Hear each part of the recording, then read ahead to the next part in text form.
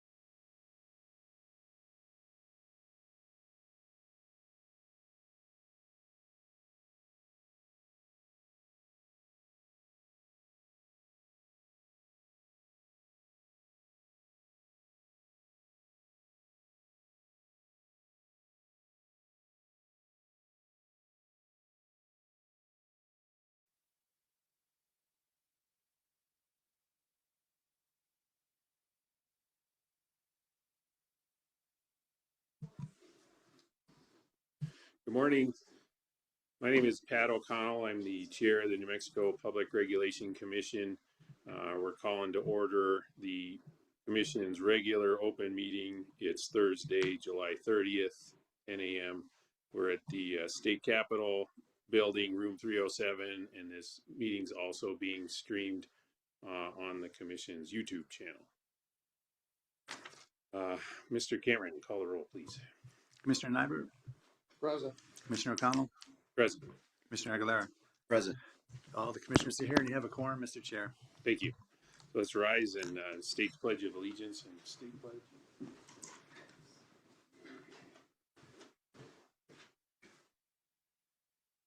I pledge allegiance to the flag of the United States of America and to the republic for which it stands, one nation under God, indivisible, with liberty and justice for all. I salute the flag of the state of New Mexico as the symbol of a perfect friendship among united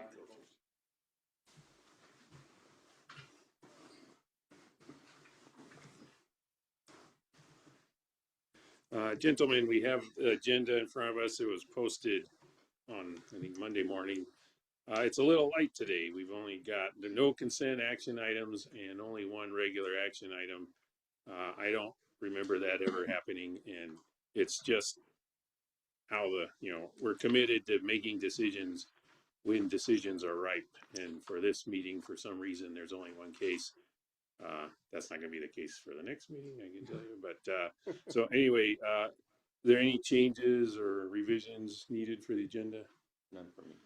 Seeing none, we'll proceed with the agenda as posted. So next up, we'll start with announcements, and I'm going to turn the floor over to Chief of Staff Troya Corey. She has a few announcements. Good morning, Mr. Chair, Commissioners. It is my absolute pleasure to have these announcements this morning. There's two really exciting things that I want to talk to you about. The first is, for the first time ever, the PRC has earned a spot amongst New Mexico's top workplaces. We earned the number 10 spot amongst small businesses. That's 35 to 150 employees. That result is based on employee surveys. We had a 77% response rate from employees, and then the rankings and whether you qualify at all is based on the strength of those positive responses as run by an outside organization. So really excited that after all the hard work and dedication that our team has shown and the grit that we made it. onto this spot. So I think it's a testament to your leadership, but it's also a testament to every one of the employees at the PRC, how hard they work, the sense of team that they've brought, and just what an important job we do, and how that trickles all the way down to every employee at the agency.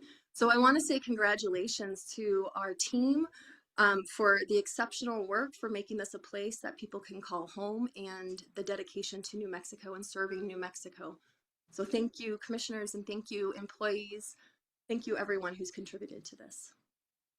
Yeah, that's an amazing, something that I would not have had in my bingo card when I took this job 3.5 years ago. So echo congratulations and thank you, because, you know, for me, getting something like that, especially because of survey of employees, it has to bubble up from the employees, and what I've seen is the folks here just committed to coming to work every day, doing work for New Mexico and working with each other. So that's how I understand it. But again, I congratulations. Thank you for making that announcement. Mr. Chair, I have one more announcement, and that is to recognize our very own Miranda Mascareñas, who is recognized by the Santa Fe Chamber of Commerce as a 40 under 40.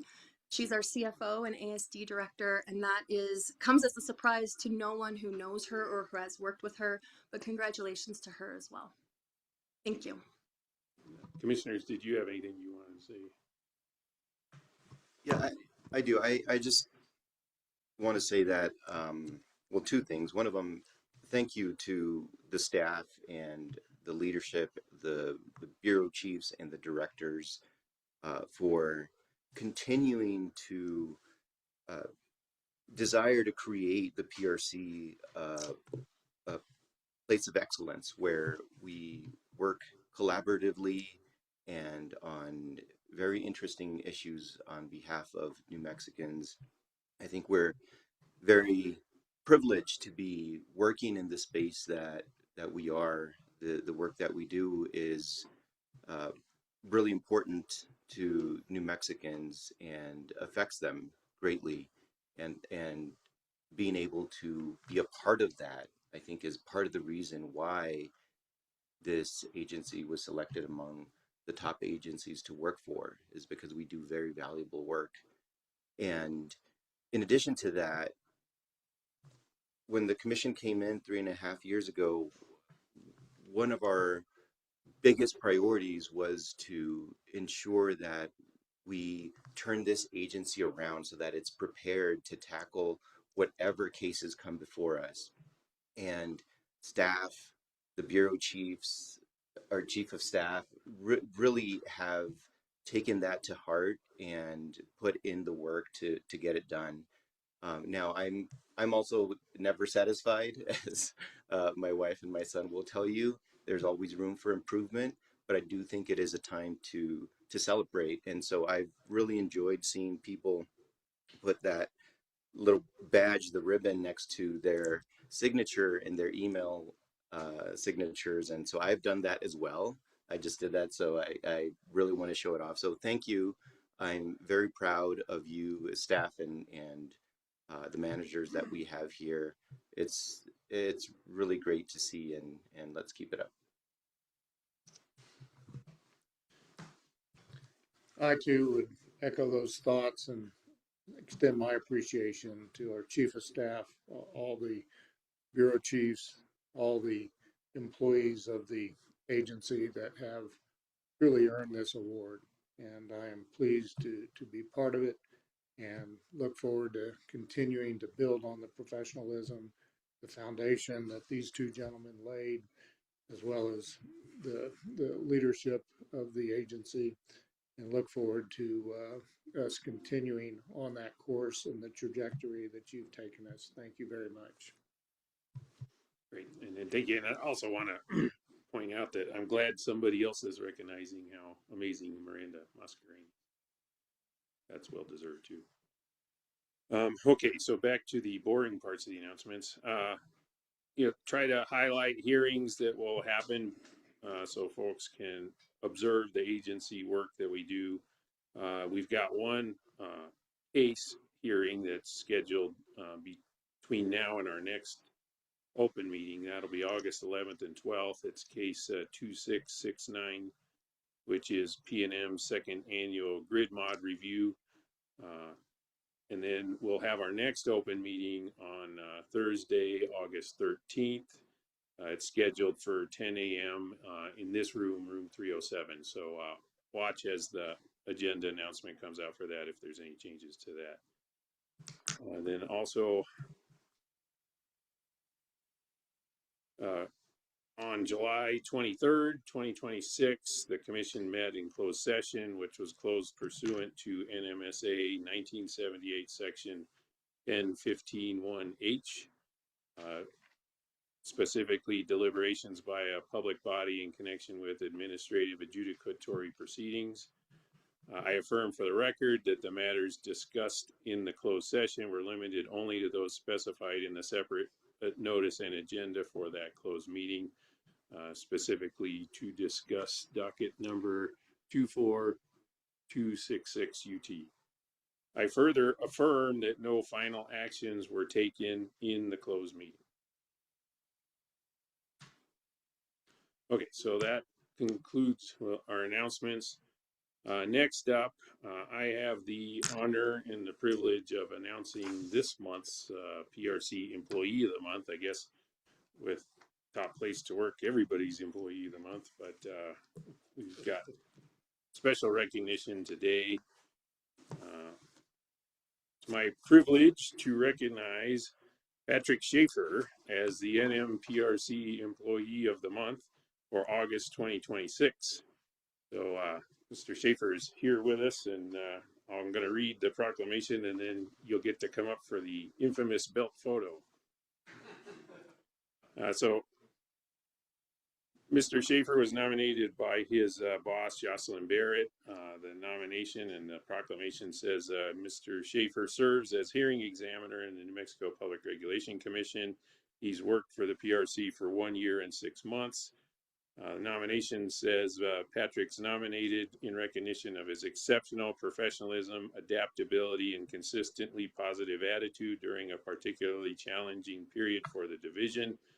Just my own insertion in there, we had not enough hearing examiners for a while, and Patrick lived through that on a daily basis while he was a new employee. So kudos to him.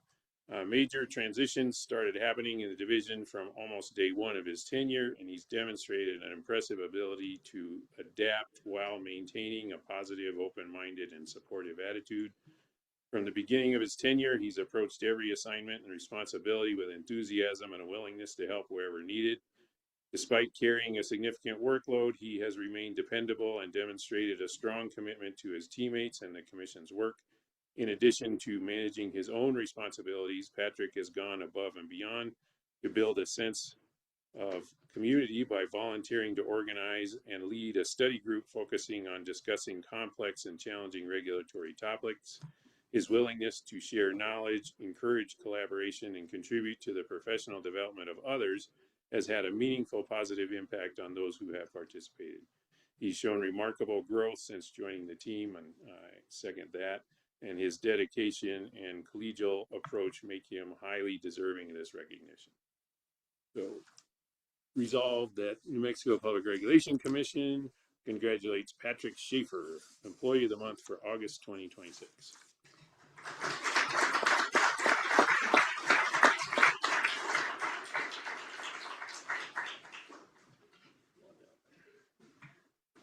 For those of you who are frequent watchers of this spot,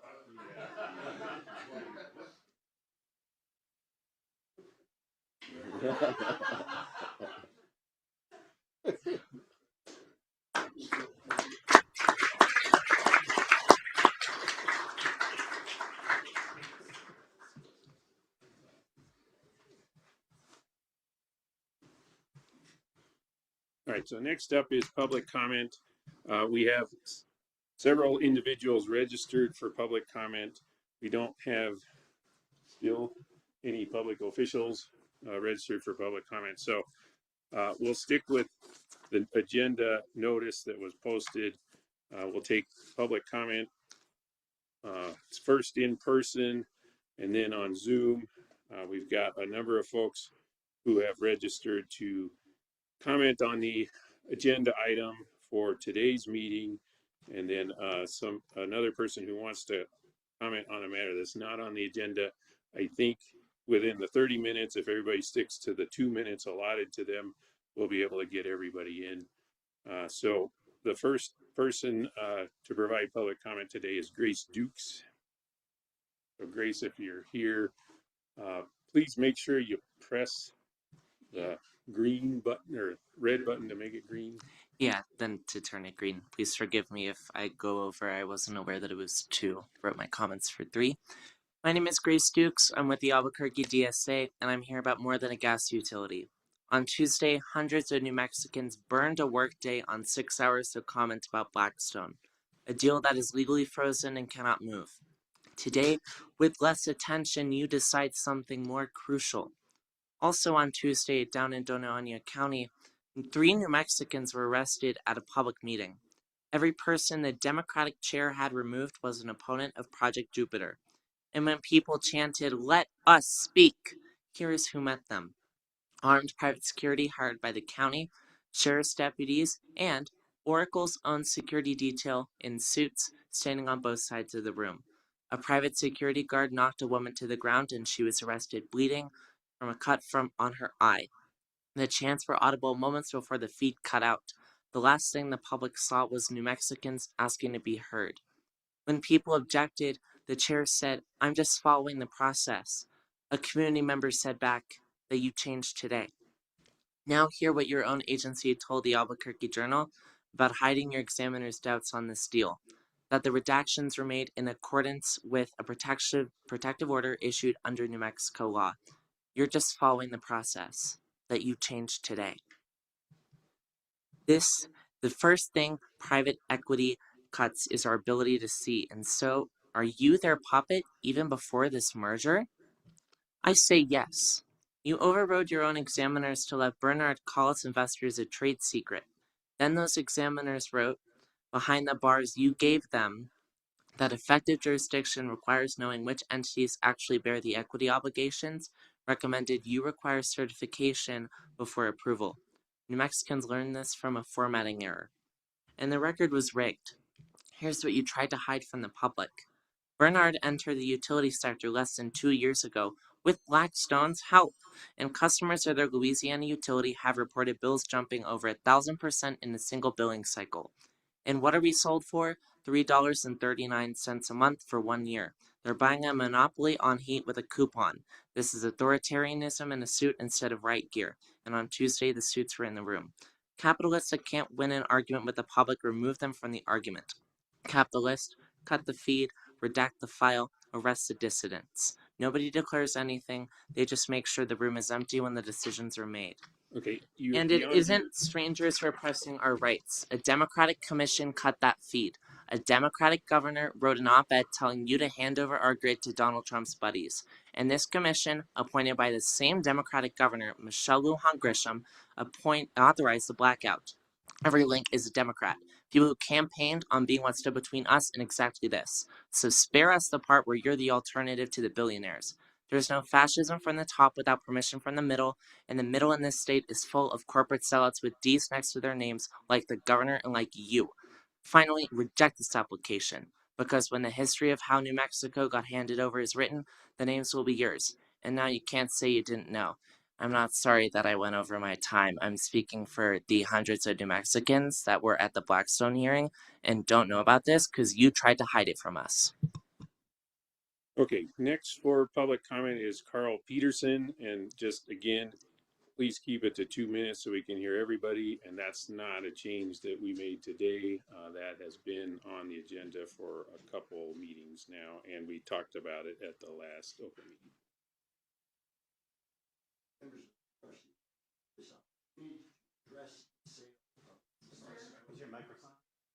I'm sorry. Is that working now? Yes, thank you. All right. Members of the PRC, thank you for this opportunity to address the sale of New Mexico Gas to Bernhardt Capital Partners. My name is Carl Peterson, and I am from Albuquerque. I oppose this sale and the process that has led us to be here today. The process that we have witnessed over the last year and a half has been seriously flawed. First, there was the failure of BCP to identify the owners of the assets of NM Gas should this sale be completed. This lack of transparency cannot be acceptable to this regulating body.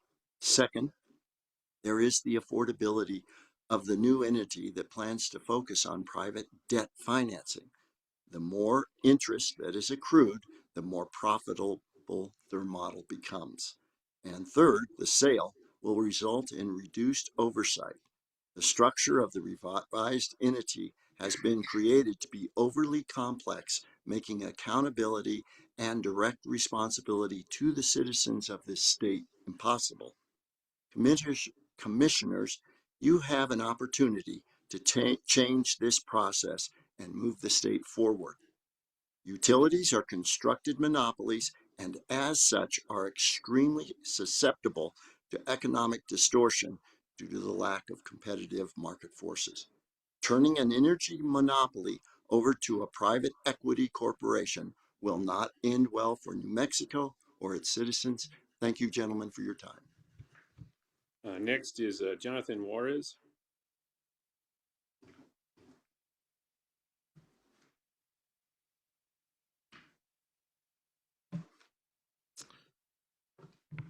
Guatsihopa Wahenome Huaka Goikshashka Hanusta.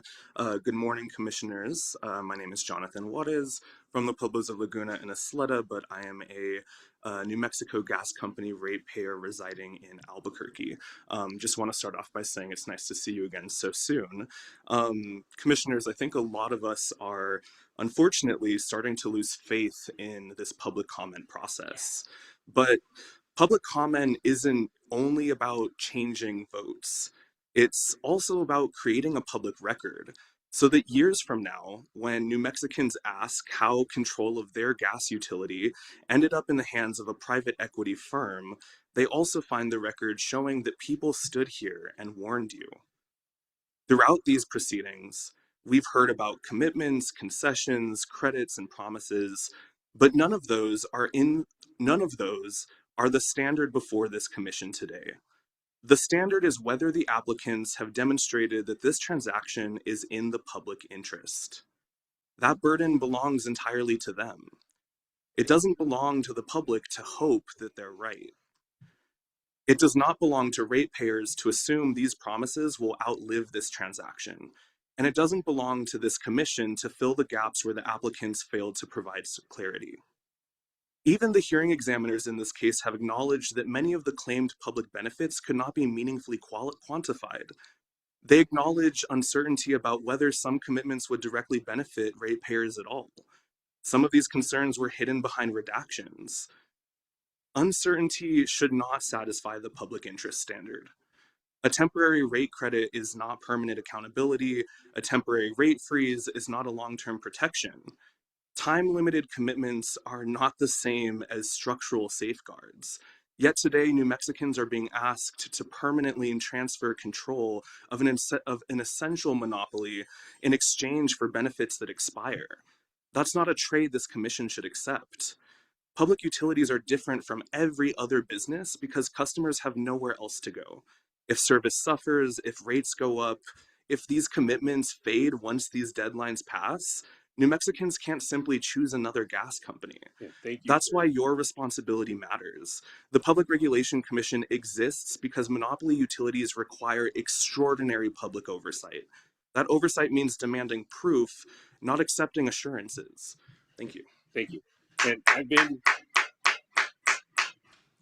been providing some grace just because we don't have 15 people signed up, but we're going to keep it within the 30 minutes and see. Please try to stay within the 2 minutes. Next up is Zephyr Hardamia.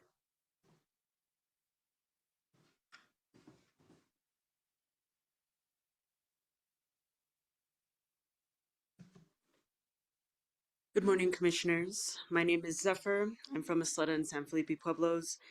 And there are some industries where private equity can afford to get it wrong. And utilities are not one of them. Our utilities are not another asset to be bought, sold, leveraged, and packaged into an investment portfolio. It's how hundreds of thousands of New Mexicans heat their homes, cook their meals, and survive the winter. Our basic necessities should never be treated as another opportunity for financial engineering.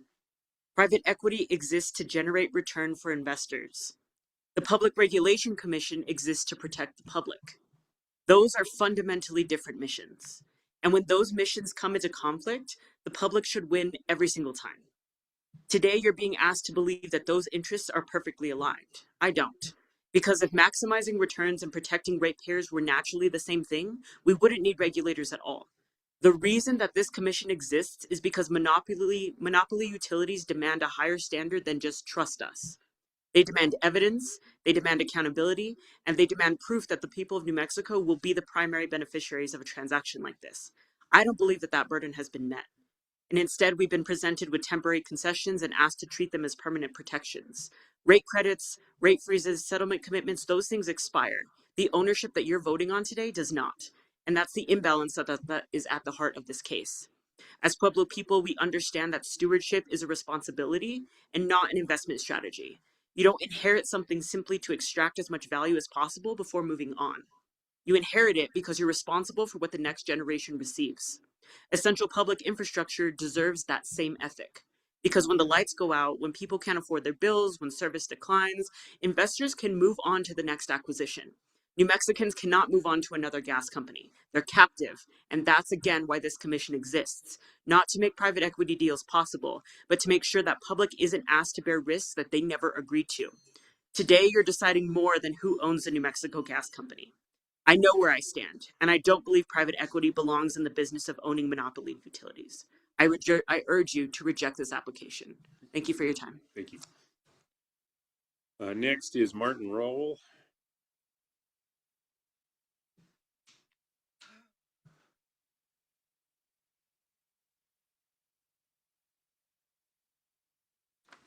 Oh, she might let the mic on.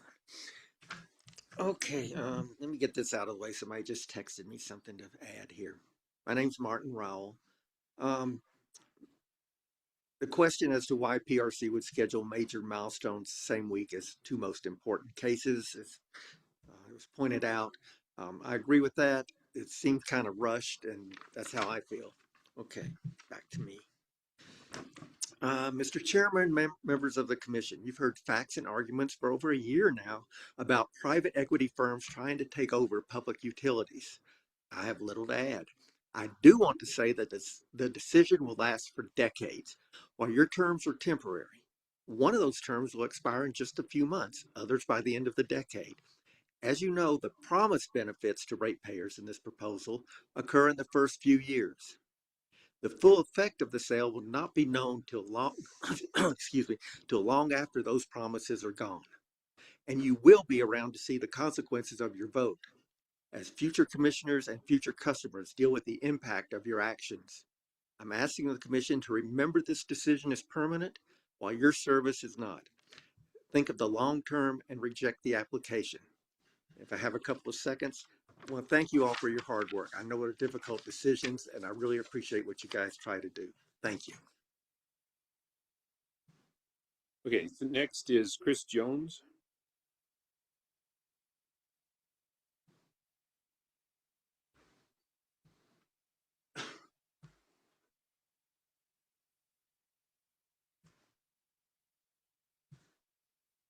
Good morning, commissioners.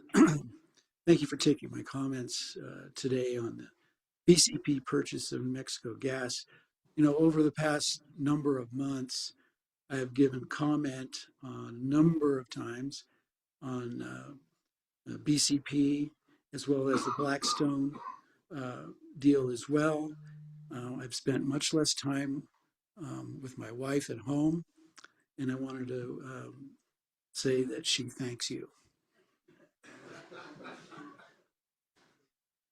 The standard the PRC uses for these transactions is that it's consistent with public interest. The hearing examiner concluded that the transaction should be approved, stating that the buyout would not negatively impact New Mexico Gas customers. My question is the public interest standard only that customers not be harmed? Should there not be provable, tangible benefits as well? Here are some of the comments by the hearing examiner on the question of benefits. Quote, purported benefits offered by the joint applicants may provide some relief, the value to some New Mexico gas customers. Another quote, the evidence is unclear as to exactly how much some of the commitments and agreements could be quantified. Another, additionally, some of the proposed benefits might provide some impact on New Mexico or its citizens as a whole. But these purported benefits do not appear to directly provide benefits to New Mexico gas customers. That's a quote from your hearing examiner. Do these comments sound confident? And why such conditional and weak language? But maybe it's BCP's experience that you will lean on as demonstrating their capability to manage a utility. BCP has a little over a year of experience in one utility in their portfolio. But the record does not show their history in the industry or their competence in running a utility because inexplicably the hearing examiner disallowed such evidence. You do not have a full record to make this judgment. But the evidence exists nonetheless. 300 to 1,000% increase in BCP Delta Utilities customers in Louisiana. The outrage by customers was so fierce that BCP Delta had to create a special fund to help offset the rate increases. A fund that they did not have the cash for and had to borrow the money from Blackstone. The risks are too great and the benefits are at best ephemeral. I know that you're under a lot of pressure on these acquisitions, but I ask that you step out into the light and out from under the governor's shadow.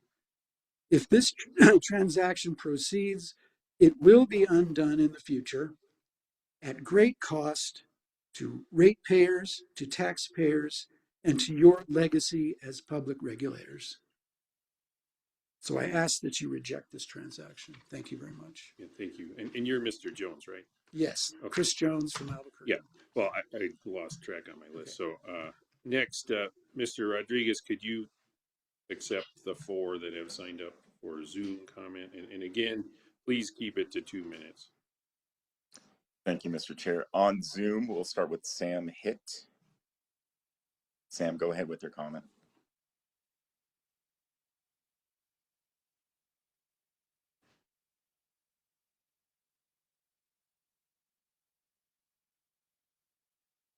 Sam, are you there on Zoom?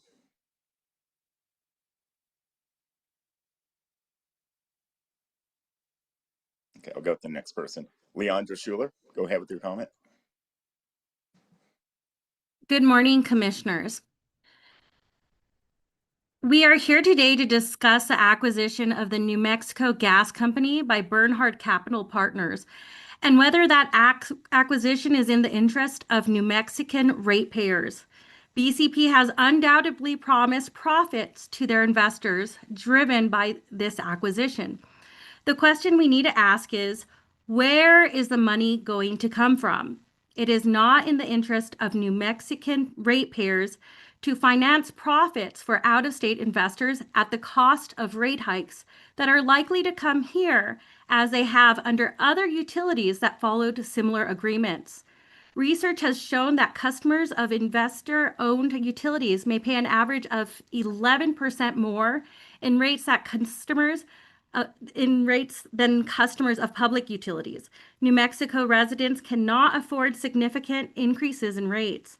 So why sell BCP rather than leverage other methods of fundraising, such as municipal bonds, What success stories have we seen where private equity actually helps an industry from a consumer perspective? We already have enough problems with private equity firms damaging New Mexico's healthcare system. I ask that you do not allow them to damage our utilities as well. Let's also address that it is strange that you are possibly deciding this in the same week as a 6-hour hearing for the other private equity acquisition of PNM. They are two of the most consequential cases that will ever come before the PRC. Is this so people won't be able to make it? It is extremely difficult to get time off from work and get childcare twice in 1 week. We hope our commissioners are not buckling under political pressure and are listening to the New Mexico ratepayers. Thank you for your time. Okay, next on Zoom, Mitch Friedman. Good morning, gentlemen. I spoke to you the other day about moving this whole discussion beyond where we've been discussing and to think about public power. And the American Public Power Association researches over the years, the Economic Liberties Project, that will show that it is far better for ratepayers and the environment to have publicly owned utilities. What's interesting to me is hearing the others this morning and taking a look myself at the hearing examiner's report. It is clear that if this was in a court of law, a judge would not find that the burden of proof was made from the hearing examiners that this transaction is in the public interest of the people of New Mexico. I also look at the fact that there is a growing, not only in New Mexico, across this country, a loud voice against these private equity firms and against data centers and against all of this, and that we are in an election year. And I think it would be a grave error for this PRC to make a decision like this to approve this transaction when A, the burden of proof is not really being met, and secondly, that we're in an election year where we're going to have a new governor. And potentially within the next 2 years, an entirely new set of PRC members. So I believe that it is best for this PRC to not approve this transaction. It doesn't have to anger the governor by saying, oh, we're completely rejecting the BCP transaction, but to basically put it off, defer it until after a new governor and the new legislature can look at this. We're going to be seeing moratorium laws being proposed on AI data centers. We're going to see laws capping or limiting the involvement of these private equity firms in medical facilities. And it will expand beyond that into these utilities. To make this decision now, I think, really undermines our own future, our political future, and our environmental future. So please do not approve this and defer it at the very least. Thank you very much. Okay, next on Zoom, Aurora Silva. Hello. My name is Aurora Silva. I'm speaking up against the proposed acquisition of our utility companies. Specifically, I was going to speak on PNM, but this applies to New Mexico Gas as well. A lot of people before me have spoken about how damaging this would be to customer service and to the people who would have to pay for the increased utility rates. But I want to talk about something different. So there's been no secret that a lot of the private equity acquisitions of our utilities are in part to supply energy to data centers here and across the United States. Data centers are rapidly being recognized as a significant health hazard. They're often built in very vulnerable communities where poor people will have their health and their well-being sacrificed to prop up profits for big corporations. There's several journal articles, such as from the USC Center for Health Journalism, that have detailed how data centers use diesel generators as auxiliary power sources to expel various airborne pollutants. In addition, it's increasingly understood that data centers generate a significant level of noise pollution. All of the servers, diesel generators, and cooling systems generate a large quantity of noise across all frequencies. It may intend and produce as many as 100 decibels of noise, which for those of you who are not aware, as a science teacher, that's about being around an active construction site at all times. People who live near the data centers have as such reported tinnitus, migraines, vertigo, insomnia, and other ailments.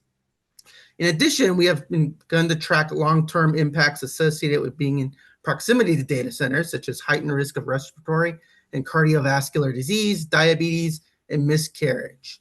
Looking at the data, it's clear helping to build more data centers will only worsen quality of life so many of the most vulnerable people in New Mexico. We cannot afford to sell our energy companies to private equity. Thank you for allowing me to speak. Mr. Chair, that's it for public comment online. Great, thank you. And then we have one more, Mr. McGee.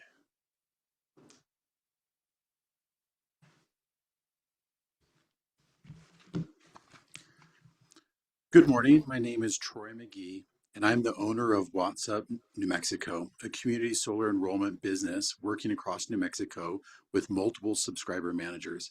I want to thank the Commission for adopting the recent amendments to the New Mexico's community solar rule, specifically consolidated billing and net crediting. New Mexico committed at least half of the capacity in every initial awarded project to income qualified subscribers, but dual billing has made many of those households harder to serve. Community organizations already help families apply for Medicaid, SNAP, and other assistance.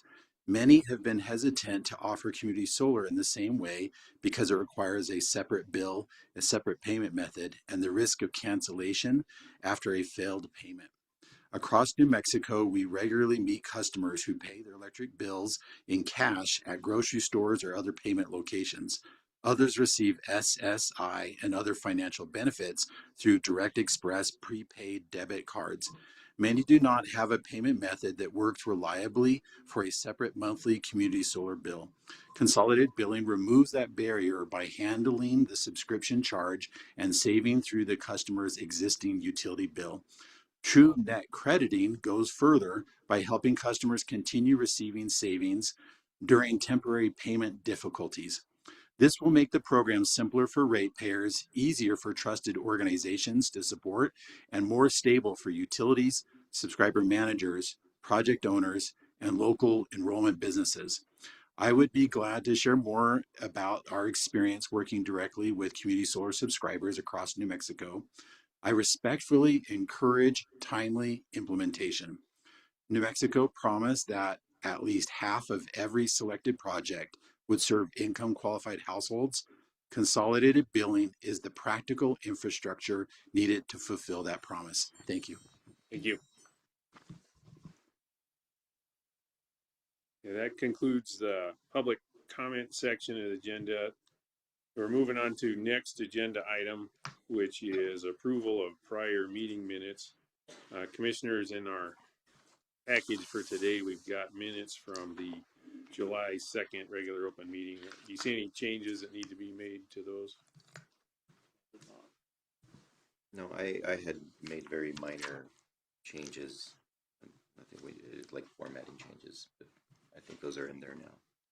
And then I'll move we adopt the prior meeting minutes for July 2nd. I'll second. Any discussion? Voice vote in favor, say aye. Aye. Aye. So we've approved the minutes for the July 2nd regular open meeting. Okay, so now we're at the one regular action item in this case.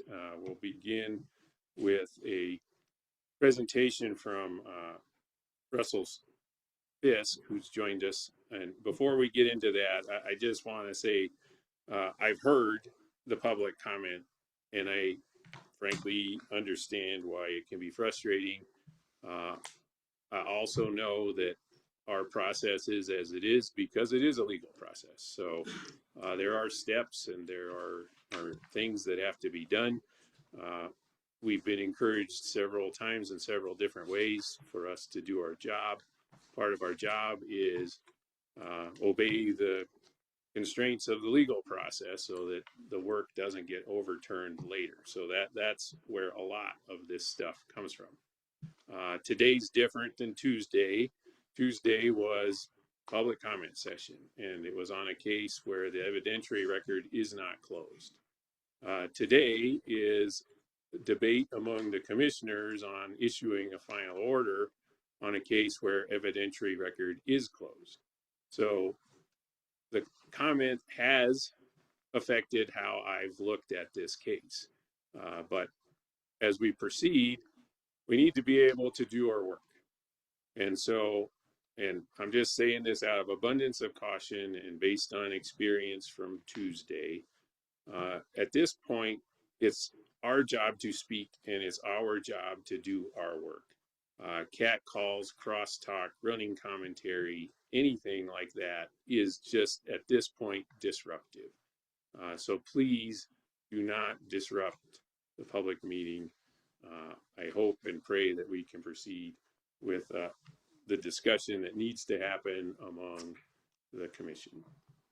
Take it away, Mr. Fisk. Thank you, Mr. Chairman, Commissioners.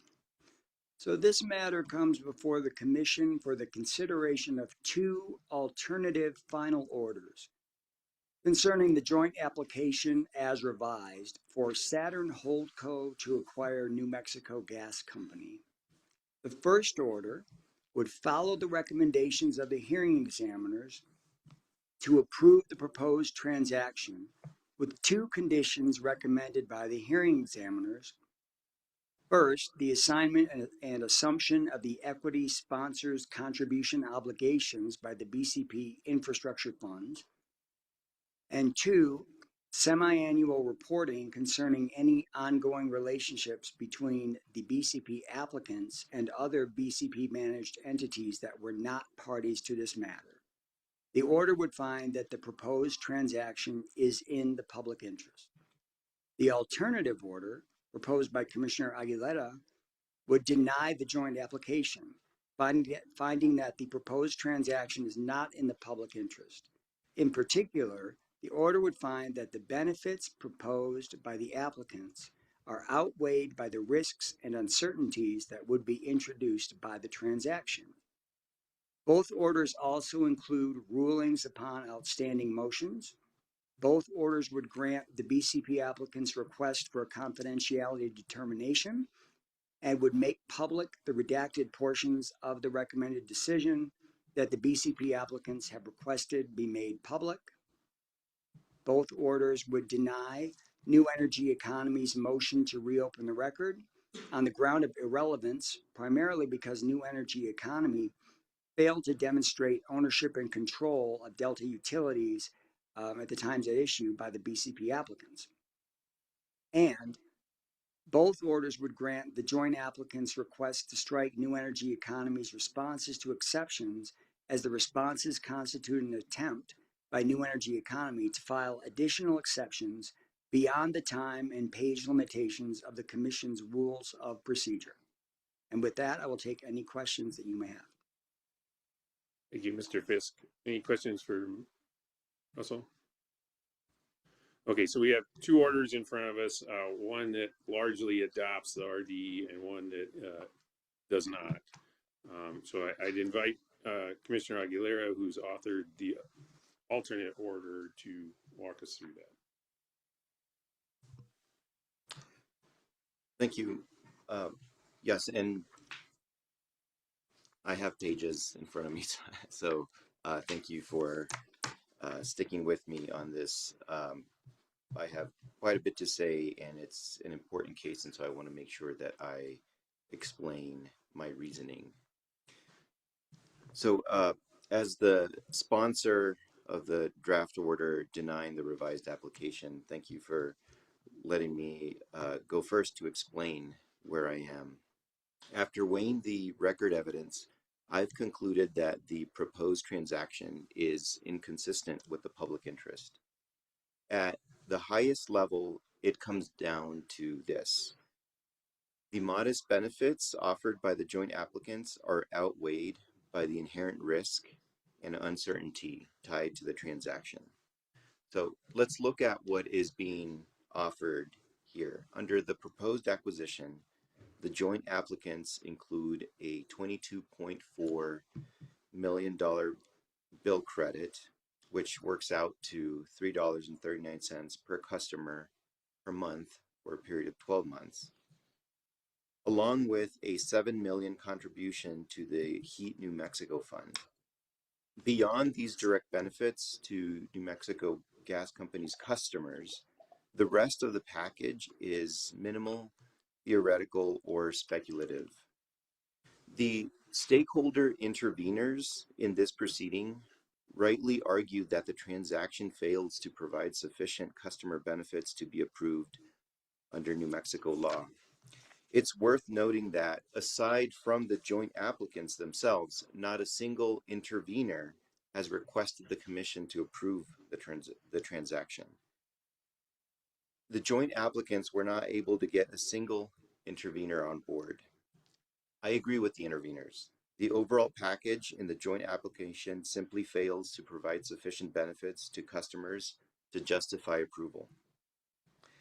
I also strongly agree with the interveners who pushed for more direct benefits to the gas company's customers.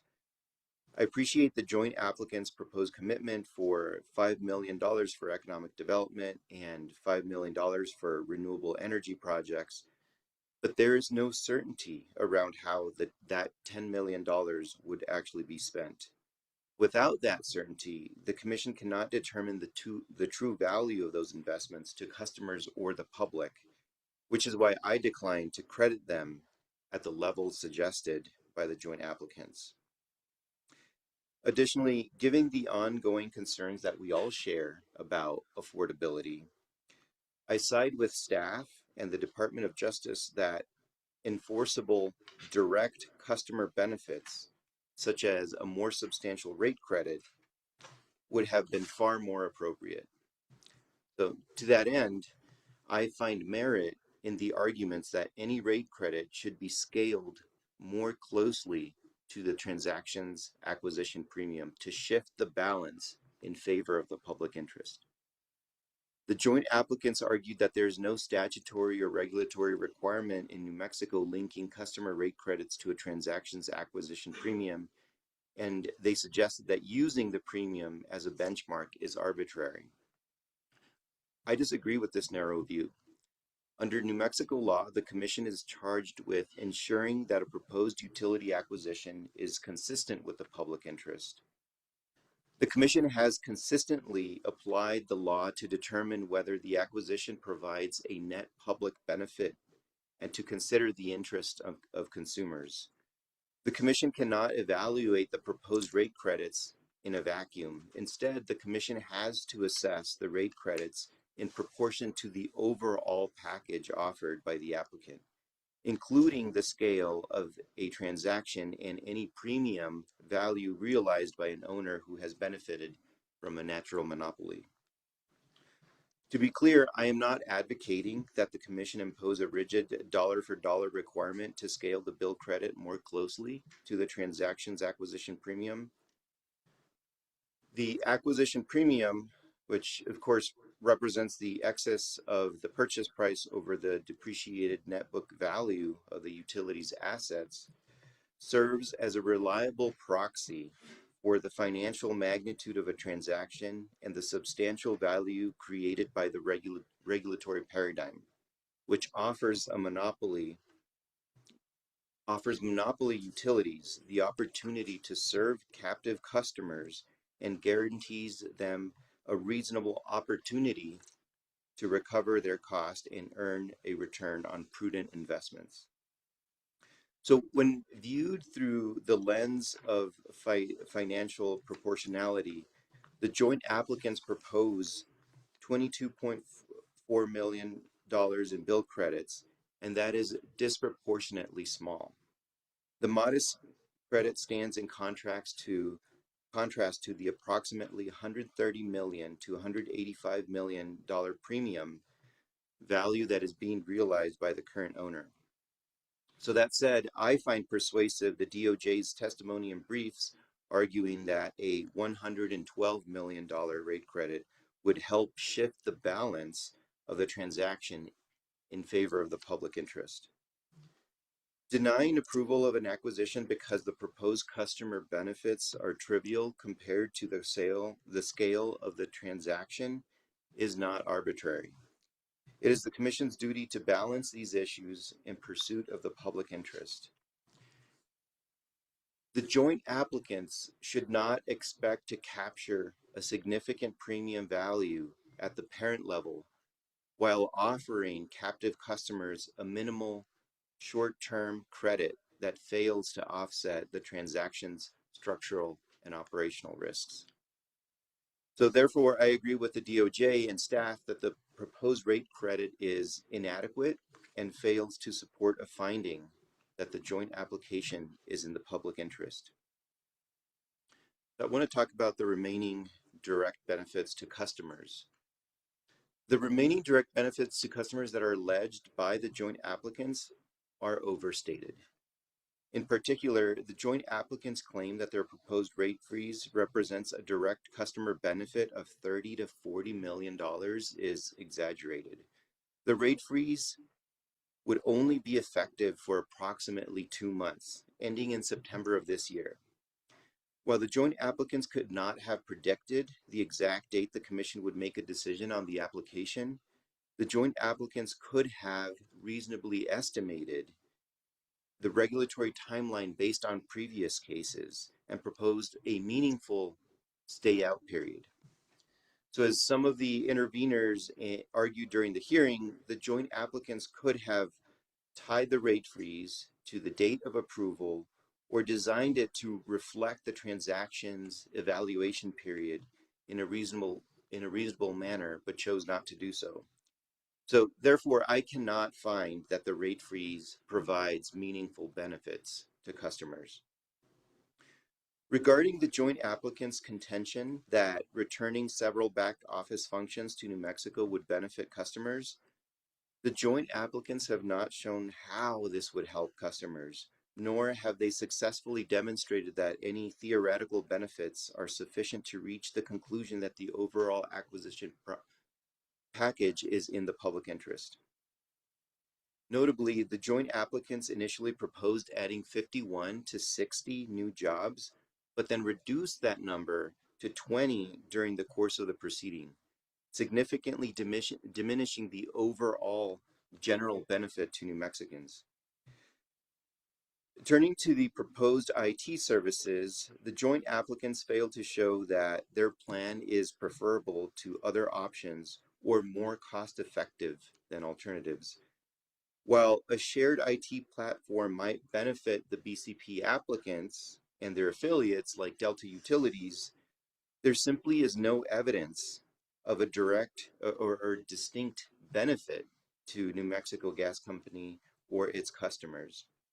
So given that the IT services are a critical part of the plan to acquire NMGC, the joint applicants should have demonstrated that this investment would be more beneficial to the gas company's customers than alternative solutions, but they failed to do so. Without adequate analysis, the Commission cannot determine whether the proposed IT services would provide a real benefit to customers. The joint applicants also argue that New Mexico Gas Company's customers would benefit from financially stable, experienced new owners who want to acquire NMGC and invest in its future. While parts of that argument have theoretical merit, it provides no incremental benefit to New Mexico Gas Company's customers, as New Mexico Gas Company is currently a well-managed and is fully compliant with its responsibilities to provide safe, reliable service at just and reasonable rates. In fact, as I'm about to explain, there is risk associated with BCP's ownership of this currently well-managed company. When I weigh the modest benefits provided by this transaction against the risks and uncertainties it introduces, I find that those risks are not sufficiently mitigated by adequate protections. The governance structure proposed before NMGC poses direct risks to customers. Under the proposed board structure, only 3 of the 9 board members need to be disinterested directors. This is important because a disinterested director will make decisions that are in the best interest of the gas company and its customers, and not for themselves or for BCP. Because the remaining supermajority of the board would be aligned with the financial interest of the new owner, the board would likely favor the BCP applicant's interest in major corporate decisions, potentially to the detriment of New Mexico Gas Company's customers. And while the BCP applicants committed to maintaining a board charter that reflects customer protections, BCP could change that charter at any time without commission approval under the proposal. So as a result, the governance structure leaves customers vulnerable with no enforceable mechanism to ensure their interests are fairly considered in major decisions. The recommended decision compared El Paso Electric Company's governance structure to evaluate the proposal here, but it did not recognize key differences. First, under EPE, a majority of the independent directors have to be disinterested. That is not the case here. Only 3 of the 7 independent directors would need to be disinterested. Second, in EPE, the disinterested directors appoint other disinterested directors. Here, it appears to me that BCP would be appointing all board members. Third, in EPE, there was a clear delegation of authority to the board with firm commitments to the commission, along with commission approval required for any amendments. Here, the joint applicants proposed to maintain the delegation of authority in the charter, but again, the charter could change at any time without our approval. So we don't have the same level of confidence here that we had in EPE's case. These are key differences between EPE's governance structure and the governance structure proposed here that leave New Mexico Gas Company's customers vulnerable. During the proceedings, Mr. Shell testified that he was confident his leadership team and the New Mexico Gas Company board would continue to have operational control, and he said that he wouldn't endorse the transaction if he had any concern that New Mexico Gas Company would be harmed or that customers would face less reliable service. Similarly, Mr. Baudier represented during his testimony that BCP will be a hands-off owner. I appreciate those commitments, but I am not willing to take their word for it. I need those commitments in writing. I need them to be enforceable. So finally, I want to note that while EPE's governance structure is superior to the proposal here, EPE's governance structure still does not meet my own standard, as I would have required a majority of all directors to be disinterested.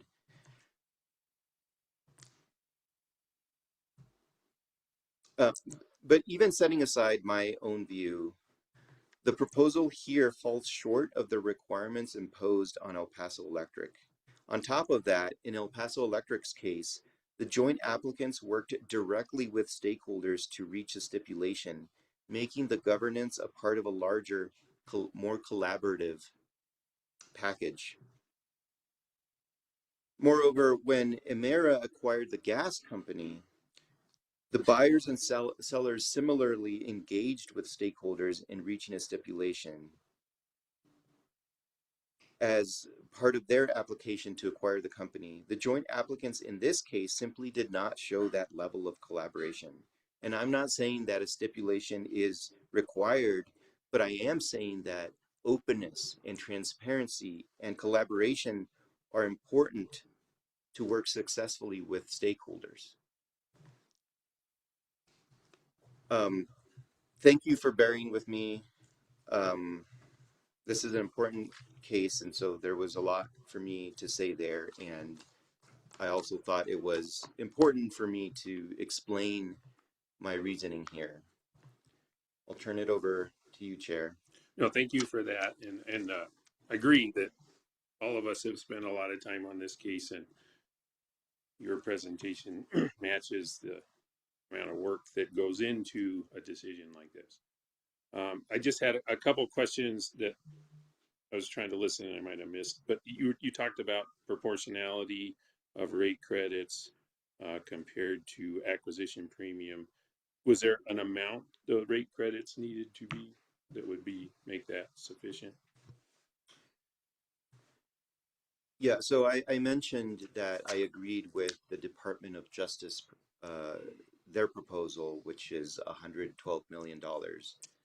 Now, it depends on the whole package. That's how I'm looking at this, and I do also have other ideas with respect to the board and the amount of disinterested investors and the charter being on file and any revisions being subject to commission approval. But yes, to answer your question, it was DOJ's recommendation that is in the record based on the package. It could be different depending on what the other elements of the package include. Yeah, thank you. I mean, one of the things that is in the RD and I think we all struggle with is some of these both benefits and risks are more qualitative than quantitative. So trying to understand how to put a number on it. So it's not just the 112, it's that plus the board seats. And filing the charter as well. I mean, I also have a concern that there's no meaningful rate freeze here. Okay.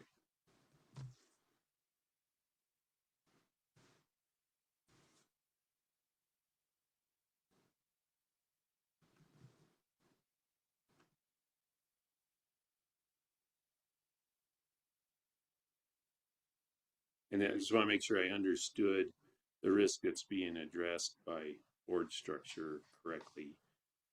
So statement I wrote down was that the board structure leaves customers vulnerable to bad investment decisions. Did I hear that correctly? It could be investment decisions. It could be smaller things that we have no control over. I'll give you an example. In the past, we've had the gas company come in and explain their hedging practices.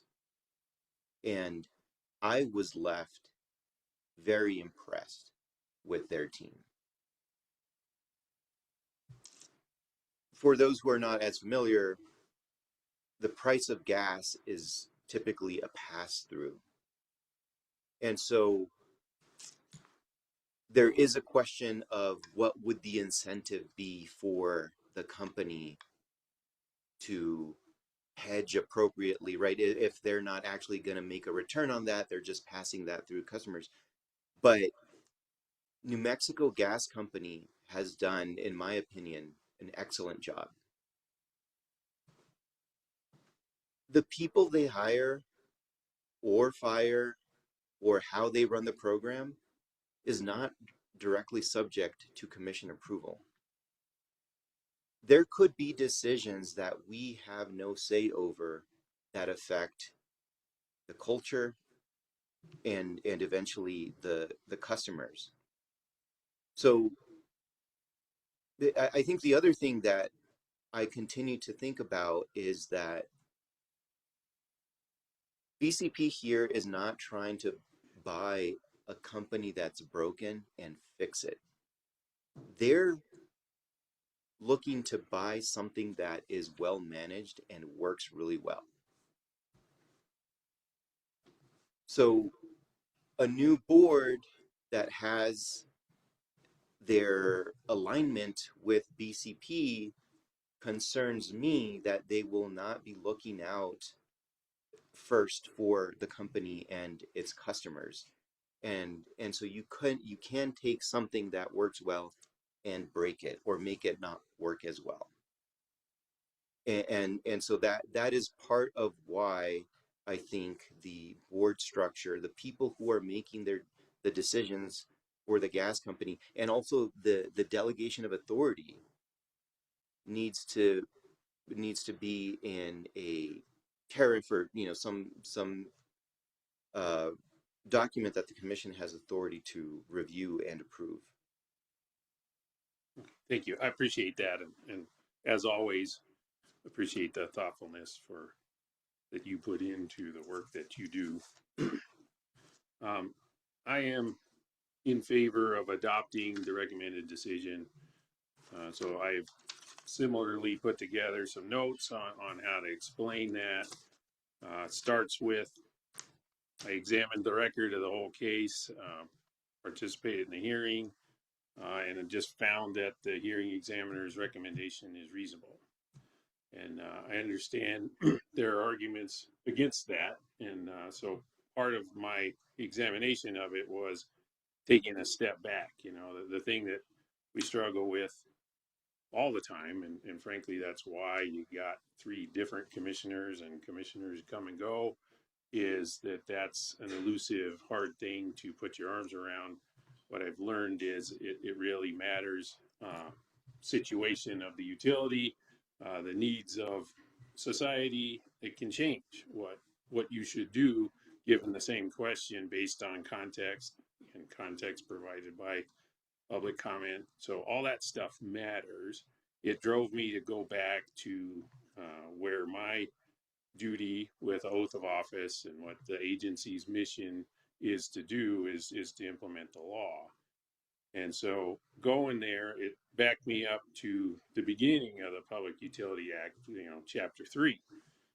So I always get annoyed when people read me the law because I can read, right? But I think it's worth it just to go ahead and highlight one provision that I have found is pretty important here. So if, again, you go back to Public Utility Act, Article 3, that's Chapter 62, 3-1, Declaration of Policy. It's why does this whole thing exist? Paragraph B, it's the declared policy of the state that the public interest, the interest of consumers, and the interest of investors require the regulation and supervision of public utilities to the end that reasonable and proper service shall be available at fair, just, and reasonable rates, and to the end that capital and investment may be encouraged and attracted so as to provide for the construction, development, and extension without unnecessary duplication and economic waste of proper plant, facilities, demand-side resources for the rendition of service to general public and to industry.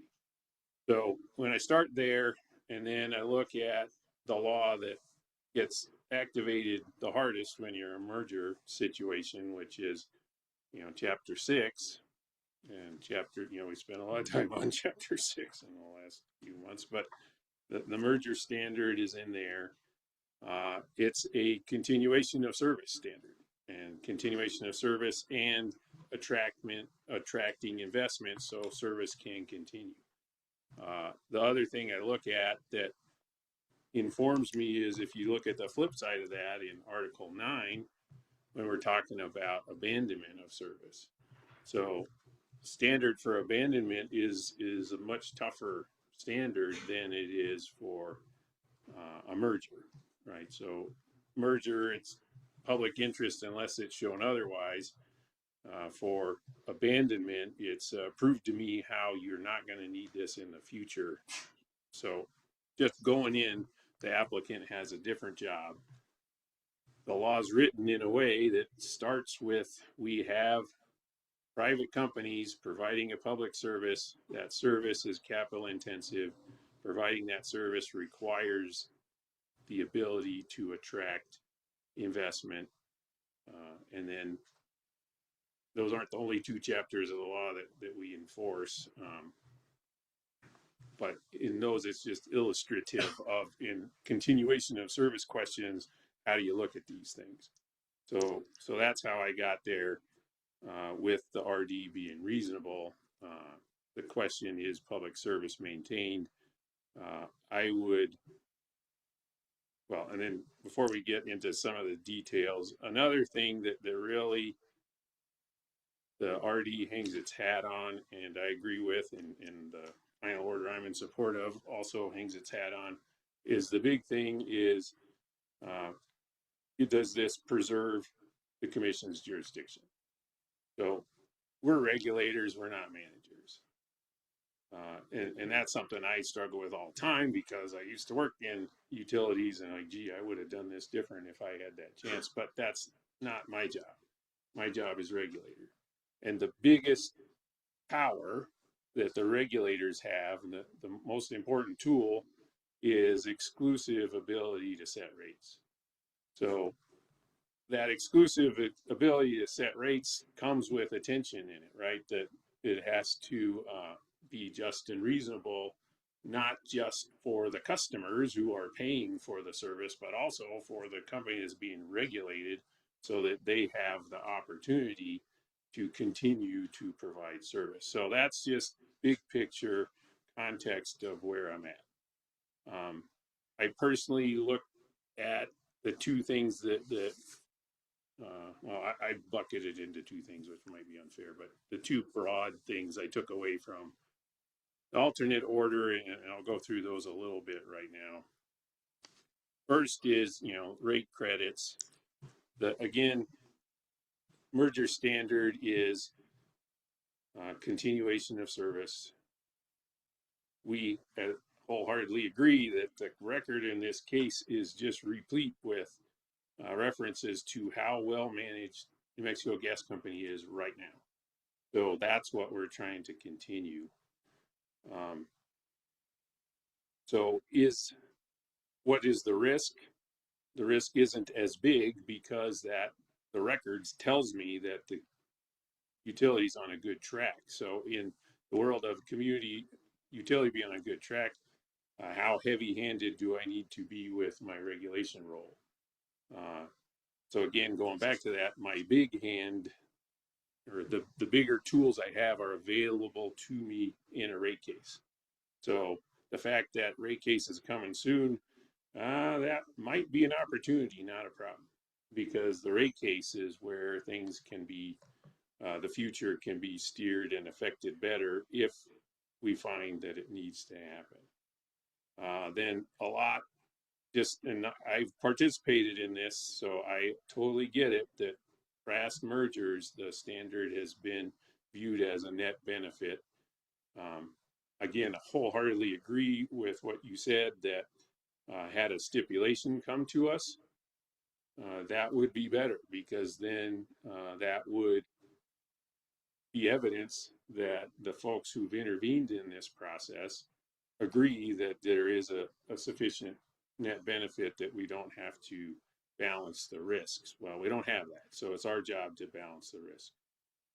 So part of the balancing of the risks is two things. Investors aren't similarly situated to customers. In this case, we're moving from a company that is owned by investors who buy stock on openly traded stock markets. When you buy stock in a company like that, you're buying for the ride. You're buying not just opportunity to get dividends, you're also buying for the opportunity to sell the thing on for a profit later. So that's the concept of total shareholder return. So sometimes people pay more than what they should pay based on dividends to buy a stock, and they're doing it for their own portfolio management reasons, their own belief in how the world's going to change. Good luck to you on that. Or they're offsetting something else within their portfolio by here's a thing that will provide just and reasonable return over time because the law requires it versus something that's maybe a little more risky. So who knows why any individual investor buys any company? There's risk associated with that. That's not the same as being a customer.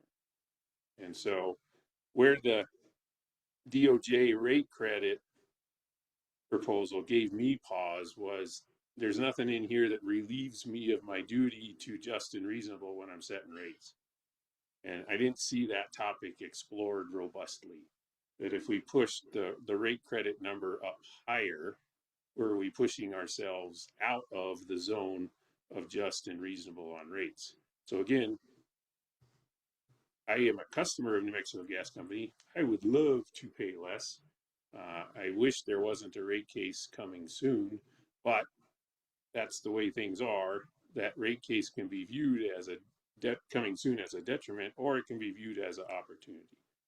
So that's where we'll get to see in the rate case play out some of these things that are at issue in this case here. I'm okay with that because, again, the evidence is this company is currently well managed. Then the other big topic was on board seats. Just I've sat on boards, I've attended board meetings. One of the things that's true about a for-profit company, which again is what the law anticipated when Chapter 3 was written, is board has fiduciary responsibility. So whether you're disinterested or not, if you're on the board, you're trying to maintain the health of the corporation from an investor's point of view. I can see there's a risk with overloading a board with disinterested investors, because the definition of disinterested is has no connection or other encumberment with the company or its affiliates. So then when the board is trying to function, you don't have too many board members having to conflict out and not vote on resolutions. So that's the value of having a disinterested board member, just from a for-profit corporation point of view. If you have too many disinterested board members, or folks that I think there's a great role for disinterested board members. Don't get me wrong; they're valuable, they're important. But and you look at what boards do, their primary thing is setting budgets, approving strategic plans. So they are reviewing, much as a regulator does, the work that corporate management brings to them. If you get disinterested board members, like, it'd be fantastic to have a board member who's really an expert on things like human resources. And if you can find somebody who's an expert on human resources who will meet the standard of disinterested, very valuable contribution to the board. Other side of that is if you just find folks who don't really understand very much the puts and takes with the industry that they're on the board of, you can have a board that is entirely the device of company management. So there's a risk with overloading board with disinterested board members. So I don't see that as by itself something that directly addresses the risk. And I agree with you when you articulate the risk. That's a real risk. It's more about, do disinterested board members address the risk? I think if they do, it's not direct, it's not measurable, it's not quantifiable, we can't see it. So again, going back to what's the biggest power the commission has, it's our ability to set rates. So if you want to make sure that this entity that is by definition going to pursue profit, and that's true whether Amera owns it or whether BCP owns it, there are more powerful things out there like performance-based rates. So that's a way to design rates in a way that the company's opportunity to earn a return is tied more directly to the outcomes that New Mexico wants to see. There isn't performance-based rates on the record in this case, so it's not something I can put into any decision I make here. But it's the kind of thing that, and also again, because record says this company's on a good track, I don't see it as something that is urgent, but I do see it as a powerful tool the commission has that can be imposed later. And my best example of we're not devaluing ourselves at all by adopting the RD is testimony that was provided by Western Resource Advocates on the financial reporting, right? Wholeheartedly agree with what the witness said about how proactive reporting rather than access to books and records is important. what my issue there was, similar to disinterested board members, is the proposal, which was SEC style reporting, didn't necessarily address the risk. It wasn't fit for purpose for the entity that's going to own New Mexico Gas Company. I mean, the SEC rules were built up over a period of time for publicly traded companies. Financial reporting requirements that are appropriate for this company might be very different. Didn't have that really on the record. It was use SEC reporting rules. So we've at least made a start with that conversation with what's in the RD and the final order that I'm a proponent of, which is proactive financial reporting. If parties find that's insufficient, or we learn as regulators we need to be more frequent in the reports we receive, or the reports need to include information we don't have, we always have the opportunity to impose that later. So again, each one of these applications is a one-off, right? So part of the problem that we've had, and you'll see it when you see the final order, is the 6-factor, we're calling it an evaluation, had become a test, right? And we can't apply that test to every situation that we're going to see. Example for me would be water utility. We regulate them too, same set of laws. If it's a utility that needs significant investment to maintain service, and there's a merger that a company is bringing expertise and ability to invest that the incumbent doesn't have, that's a scenario you can see where the commission is obligated to approve a merger, and it's going to come with a rate increase for that regulated utility. So anyway, I've wholeheartedly appreciate all the public comment we've received. It has pushed me to try to get on as high a pedestal as I can in terms of how to view this case, this company.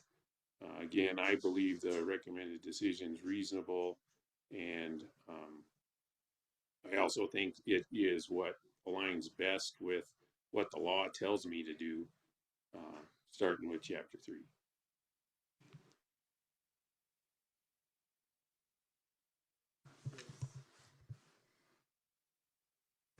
Thank you, Mr. Chair.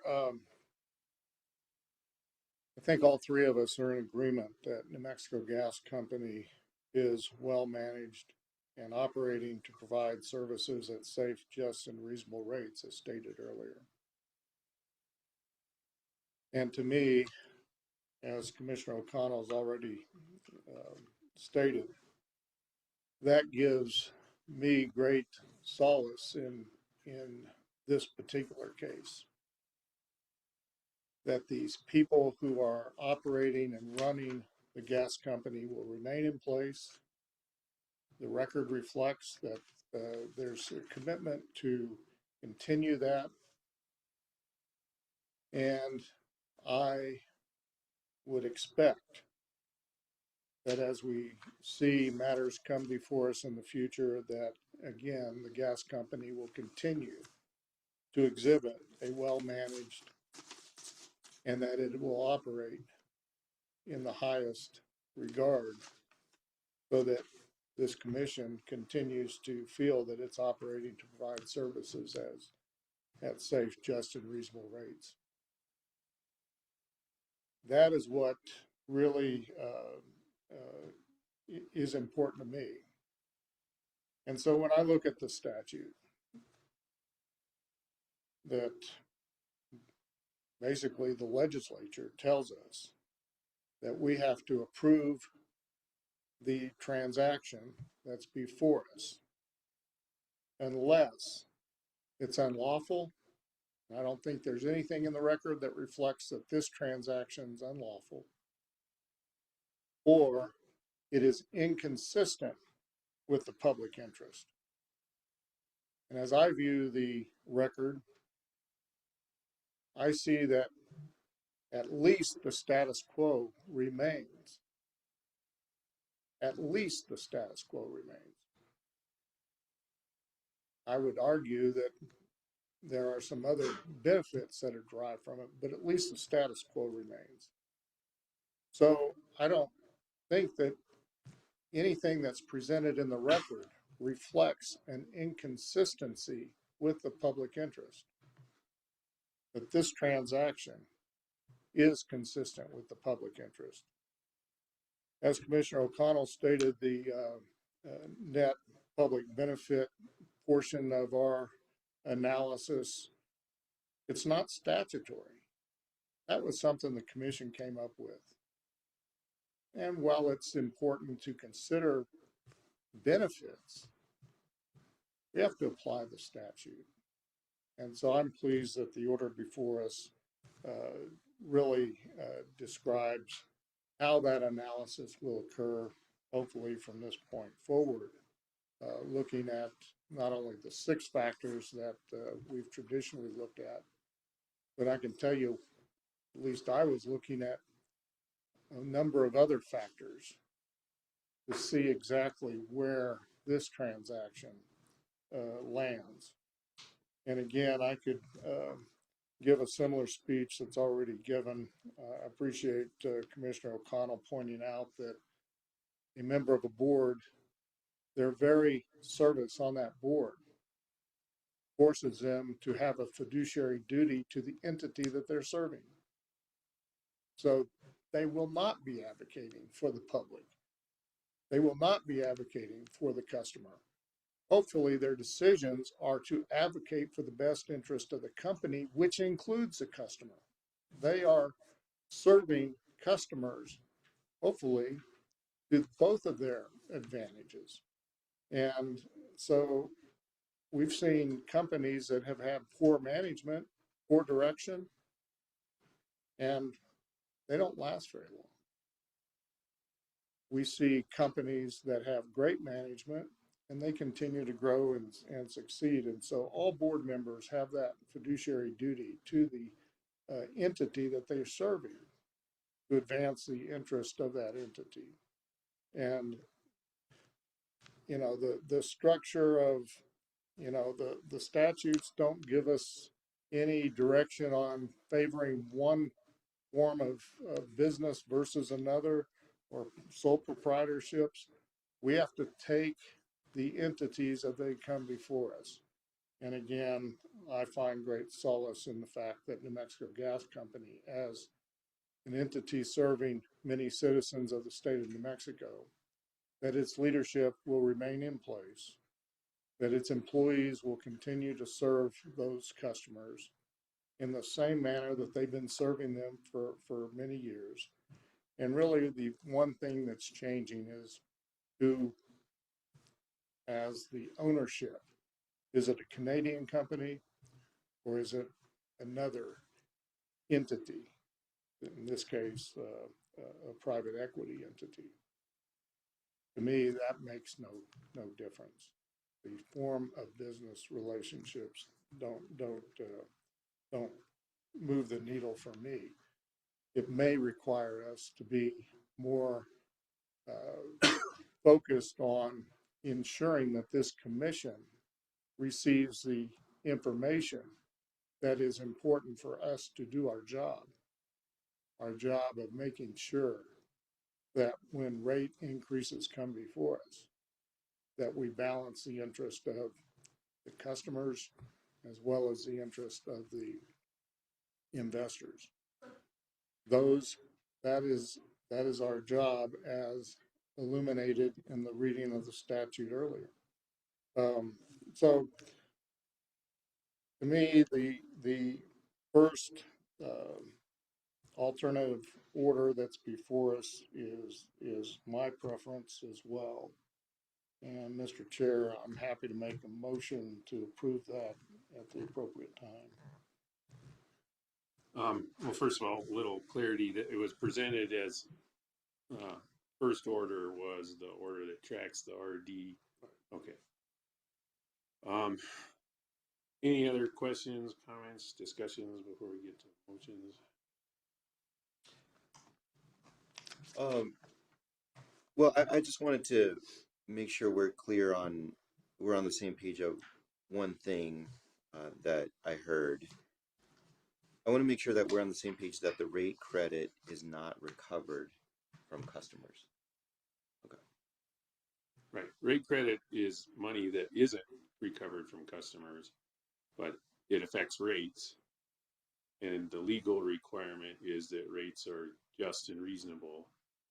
And that is from 2 points of view. So that was the point I was trying to make. We don't have anything that shows that it going to a bigger number wouldn't push that balance beyond just and reasonable. I wouldn't be surprised if it doesn't, but we just don't have that available to us from my reading of the record. Okay. You know, in terms of a rebuttal, I just don't know that it would be productive because I see that we're looking at the same issue and weighing it differently. And so I don't, and I think we all understand it. So, and we're weighing it differently. So I think at this point, I don't have anything else. I mean, I explained in my, I explained my reasoning as I was going through this. I do think that the structure of the board creates risks for customers, and I would hope that we at least require the same level of disinterested investors that we required in for El Paso Electric. And I hear your argument, Chairman, about the disinterested investors, and I I think that's another one where we would have to disagree on. So I'm struggling to find something to rebut that I think would be productive. Well, first of all, I appreciated your thoughtfulness and your analysis. And same thing when I was looking at the two orders, I was looking at both thinking, is there a way to combine these two? So I got to the place where you just articulated this is just, I think, two reasonable folks who are taking it from weighting the evidence differently. And again, that's why there's three of us, so that happens. And then one other thing I thought was worth highlighting that I didn't think was determinative of why I picked the order I did, but again, I think it's worth talking about, worth highlighting is I really like staff's severe weather fund concept. Because as a customer, the risk isn't the price of gas by itself. It's also what happens if we have a climate event and it gets super deluxe cold for a week or two. So as a customer, your volume is going to go up. So even if the price is low, your bill went up.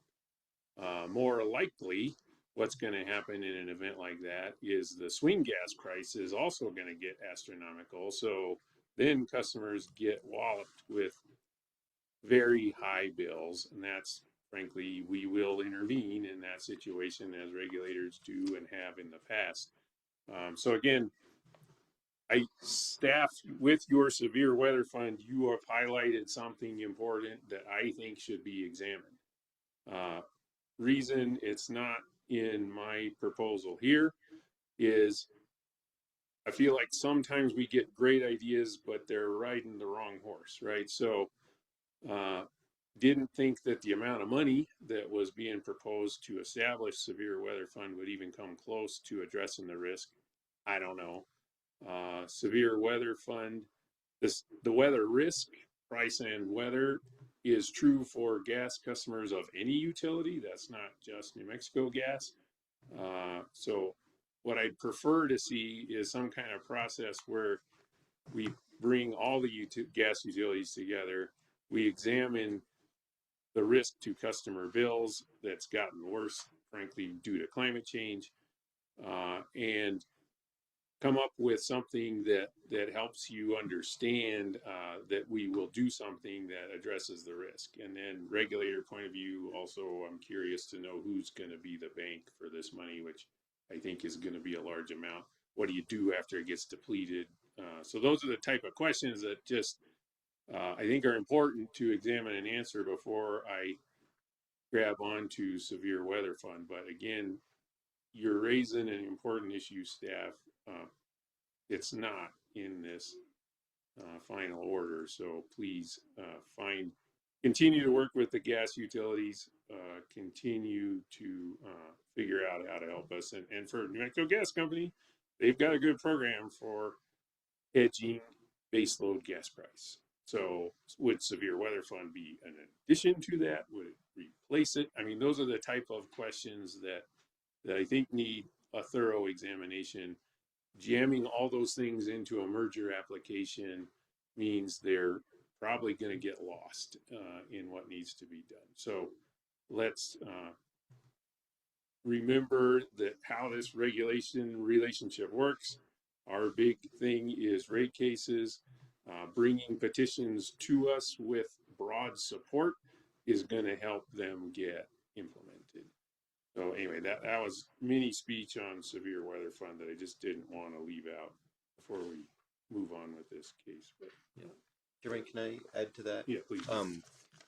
Because I also liked the fund, and I really like that staff proposed it, and then they stuck with it. And what arguments like that did for me is realize that what is more important right now is direct benefits to customers. Thank you for reading chapter 3. I encourage everybody to read that on the public interest. And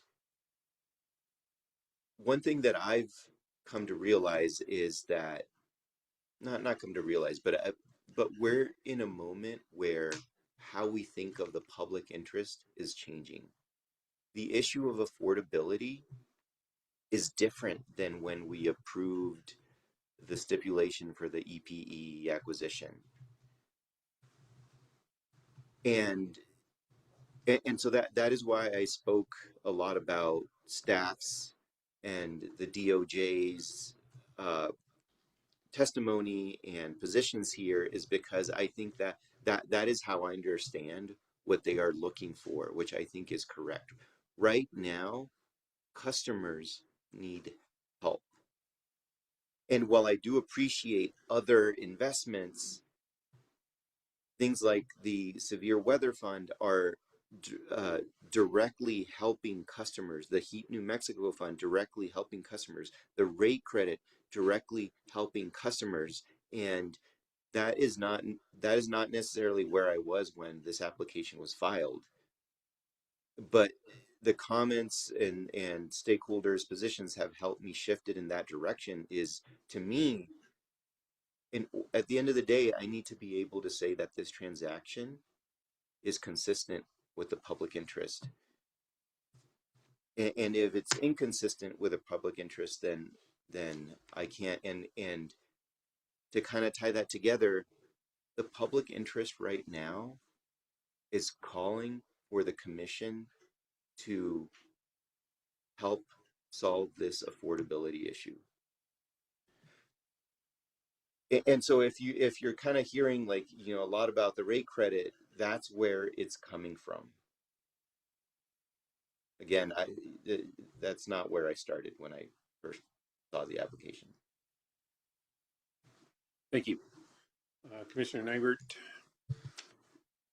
Mr. Chair, I would move that we adopt the final order that before us is 56 pages in length, that adopts or finds that there is a finding that this transaction is consistent with the public interest. I'll second that. Any discussion on the motion? Seeing none, Mr. Cameron, call the roll. Commissioner Nyberg, Yes. Commissioner O'Connell, Yes. Commissioner Aguilera. No, and I'll issue a dissenting statement that highlights a lot of what I said earlier. The motion to approve the first order that largely adopts the recommended decision passes on a vote of 2 yes, 1 no. Great. Corporate sellout. The two of you right there, Greg and Pat, you are beholden to Michelle Lujan Grisham and your corporate donors. Shame on you. New Mexicans will hurt and hurt and hurt because of this decision, and you have no remorse. Shame! So it's ironic. I was about to transition to the rest of the agenda for thanking you for allowing us to do our work. Unfortunately, that got undermined. But so anyway, any further disruption, and we're gonna recess the meeting. So at this point, we're moving on to next agenda item, which is a presentation and discussion with two of the divisions within the Public Regulation Commission, the Pipeline Safety Bureau, and the Consumer Relations Division.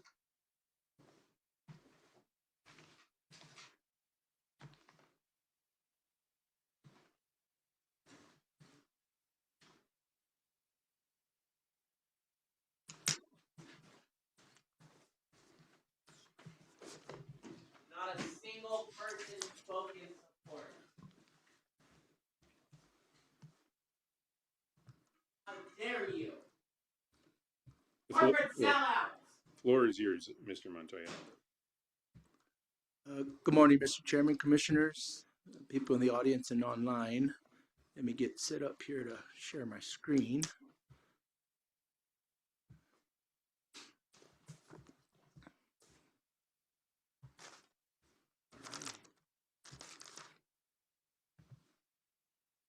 There you go. See if it comes up. You all already recognize the accomplishment and achievement of the PRC being one of the top workplaces. And I'm just going to piggyback on the Chief of Staff Choya's and all the commissioners' comments. If anybody kind of stands before the commission and the public, it might be me to say how far this agency has come. Having been drawn through the mud a few times, PRC reform, ETA, you name it, we've been through it. So it's an honor to continue and a privilege to continue to be working at a place like the PRC. We've come a long way under the leadership and support of all. So for me, I'd honor a virtual standing ovation to the PRC for those that are online and everybody here in the audience. So congratulations, just taking advantage of that to start with. You've seen this slide before. It's our Order 2 progress report. Under the pipeline inspections, staff have been busy. They've been on the road at least 34 times for a total of 79 year to date. We've had one incident that actually happened on an Artesia refinery. So although it was reported to the New Mexico Pipeline Safety, it's non-jurisdictional. So we've just kind of kept a watch on it, coordinated with and collaborated with other entities that were involved. So as an industry in both natural gas and hazardous liquid, we're doing a good job, right? I mean, 2 total, no fatalities, no injuries, just met the reporting threshold established in federal regulations. That could be the cost to remediate the project. I do know that the sump and the containment plan on site at the refinery worked and did its job as it was supposed to. This was an internal corrosion pinhole leak that resulted in maybe like 10 gallons or something spewing on the ground, which was promptly recovered. To no surprise, the excavation damages is still concerning. 891 in the second quarter for a tally of over 1,800 this calendar year.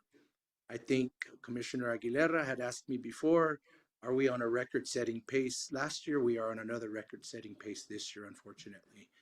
We have at least 2, maybe 3 more fiber companies that have approached municipalities throughout the state interested in coming in and doing business in New Mexico. So in addition to the 4 we already have, that has kept staff extremely busy in the Rio Rancho, Santa Fe, Las Cruces, Albuquerque markets. We're going to have others coming into more of the county and the rural New Mexico. You've seen some advertising going out about the BEAD money that the Office of Broadband manages. That obviously is going to result in excavation activities in more rural New Mexico. So some of the geographic areas outside of those urban communities are going to probably ramp up here in the next the third and fourth quarter as well. The New Mexico excavation law training / public outreach days. I think that's an important line item.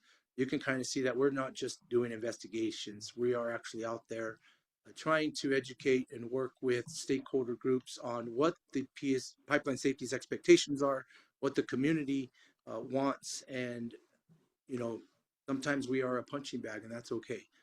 I've been on the phone more minutes this month with just constituents, allowing them to vet and just listening and solving their issues with their privately owned facilities.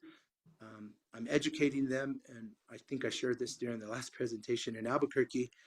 Constituents own the sewer line all the way to the main, which could be at the center line of a right-of-way, and they have no knowledge of that. And that is a city ordinance, which seems to be pretty consistent with what other municipalities are doing, either at the tap or at the property line. And so it's a good opportunity to just educate New Mexicans on what the ordinances are, why they exist, etc. And then we also have the online class attendance. There were 41 individuals that were required to go and take the New Mexico excavation law online, obviously due to consequences for a probable violation that we had assessed resulting from an investigation. I think the excavation law training and public outreach days is quantifying the number, but we have trained, I think, about 250 people on how to comply with the excavation law, its purpose and intent. So as a resulting number from that. Any questions on the slide? Do you want to wait till the end? Some things that just important initiatives and directives. We have shared with industry that I think it's time that we work with internally first and then with industry folks to consider a Pipeline Safety Act overhaul. I think we might have amended that statute once in the time I've been here at the PRC, and with all the new regulations that Congress has adopted and are now being applied to industry, I think we need to align with what their intent is. And as a result of that, obviously a rulemaking might be forthcoming. So just heads up on that. We are working with committees and other stakeholder groups as well as internal staff and subject matter experts. The Common Ground Alliance, they are the kind of the national organization that establishes a lot of committees in the excavation safety realm. And they put forth best practices. They assist members, which could be utility companies or contractors, excavators alike, make up this Common Ground Alliance. And they established what is referred to as the Damage Prevention Institute. A little background, the Damage Prevention Institute morphed from what PG&E out in California created the gold shovel standard after San Bruno several years ago, if you remember that a horrific incident. And the purpose is to create a program where they actually analyze, assess, develop performance measures for their membership. And actually the intent is to get better. Identify areas of concern, areas that might need attention and improvements. The reason this is on my presentation is because they've reached out to me to see if we can't run some pilot programs with some of the members that are already part of CGA and here in New Mexico. So there's some conversations taking place. It would be independent of the PRC. The member would have to agree, and they just asked if I would maybe review their plans. And obviously I'd be very interested in establishing performance measures on what our expectations are, because we want to see that damage have a downward trend, right? That's our whole goal, would be our whole goal there. We recently had the calendar year 2025 PHMSA, the federal program evaluations, which they come out and conduct annually. Initially, we submit a progress report. They look at the progress report. We basically tell them all of the accomplishments that we made in calendar year 2025. We scored 100% on that record. Then they come out and actually interview staff. Joya participated in an exit interview with the individual from the Pipeline and Hazardous Materials Safety Administration. I'm happy to announce we were perfect in the records review as well. This week, they conducted the field portion, so it's kind of a three-step process.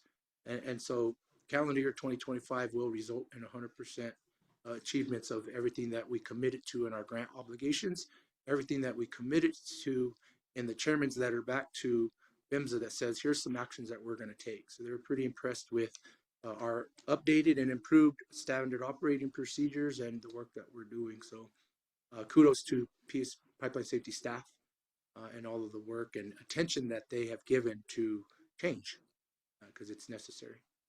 I am actively participating in House Memorial 54, the working group spearheaded by Miss Jerry herself. And so that's just something that to bring to the forefront. Also, I have upcoming events because we work hard, play hard. And so there's an 811 date. It is on August 11th. I don't know what the correlation is between call 811 and August 11th. I think those numbers are somewhat alike, but the call center will be hosting a breakfast, not lunch, this year. And in the next slide, I'll have some information, but the PRC, there's an extended invitation to the PRC. If anybody would like and appreciate an actual link to more information, just reach out to me directly. I'll be happy to share that information with you. The New Mexico Gas Association Pipeline Safety Seminar will be conducted August 11th through the 13th at a place you very well know is Tamaya, right? From our recent event we actually had there. So I'll be presenting at that event as well. And then the bigger event that we participate and support is the New Mexico Damage Prevention Summit. That'll be October 20th and through the 22nd out at Isleta. So here's a little bit more information about 811 Day. Come celebrate, meet the staff, network, breakfast, cone ice, games, prizes. I'm undefeated in cornhole. If anybody would like to step up to the challenge, it's there on the table. So you guys know the competitiveness in me. That's what I have for you all today. And for questions. Yeah, thank you for that. Any questions? I don't have any questions. Just want to say a couple of thank yous. As always, to your staff for the work that they're doing, and I hope they're able to stay cool while they're out on the field.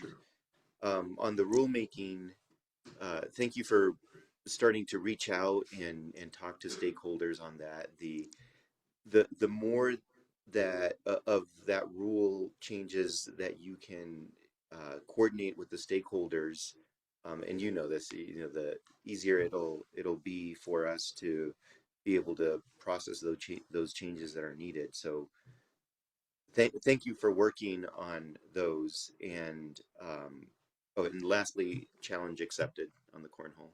Yeah. I'll tell you, you've got a competitor here. Mr. Chairman, am I allowed to be the commissioner? I don't know. I gotta ask the commissioner. My employee evaluation might be coming. You might take the shirt off his back.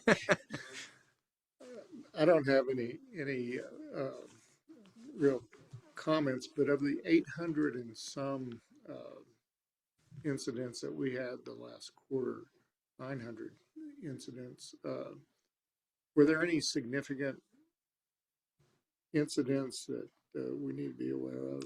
No, Mr. Chairman and Commissioners, I'm trying to do my best to share with you all via email some of the ones that might catch more attention or require more resources via email, so you're at least made aware of that sooner rather than later. And so, Corporate shells, corporate sellouts. That is what you are, PRC. Continue. And so when I'm asked about serious versus significant, there's actually a definition. And serious, so significant, serious is fatalities, injuries, hospitalization. No. significant is more of a dollar threshold, remedial action. There have been a few cautionary damages where we've had to vacate a few homes just out of safety precautions. Other than that, they've been very responsive, and we've had some issues on promptly repairing and restoring service. We've gotten some complaints. The municipalities get all of the complaints of utilities being interrupted. So we are assisting and trying to at least partner with industry folks to get constituents back up and running as soon as possible, at fault or not, regardless, in a safe and prudent manner. That's really what it is. Thank you for reaching out to all the new companies that come into the state and trying to get them oriented and familiar with our laws and regulations and procedures, maybe before they hit the field, because I know that's created a lot of angst in the past year or so, particularly as they're moving up and down the city streets and encountering a lot of other underground utilities and facilities that are not seen. So we appreciate you doing that. Yeah, Mr. Chairman, Commissioner, the other 2 or 3 private companies that are interested in mobilizing into New Mexico I've already reached out to them and have asked, and they have cooperated so far and agreed, whoever their general contractors or subcontractors are, that they should go through our robust New Mexico excavation law and training program even before calling 811 for locates. So they have agreed to that. So I am trying to be out on the forefront. Yeah, I was going to ask about the ongoing fiber install. Yep. Also, but I think the question I have might be on the last slide you had there. No, I'm not seeing it. But just for full disclosure, I'm on mission to your slogan, call before you dig. I think you should insert a comma between before and you and put a question mark at the end. So, and just so you'll know when that comes up, it came from me. Help me out here. Where's the comma? In between before and you.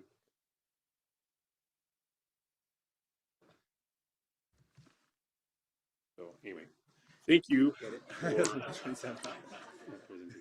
Still works. Yeah. It does. And it's so much hipper. Any other questions for Mr. Montoya?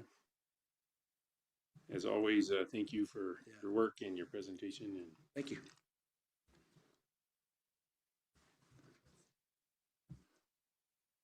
Next up is Consumer Relations Division. We have Ryan Jimenez and Amanda Amijo. Good afternoon, Chair and Commissioners.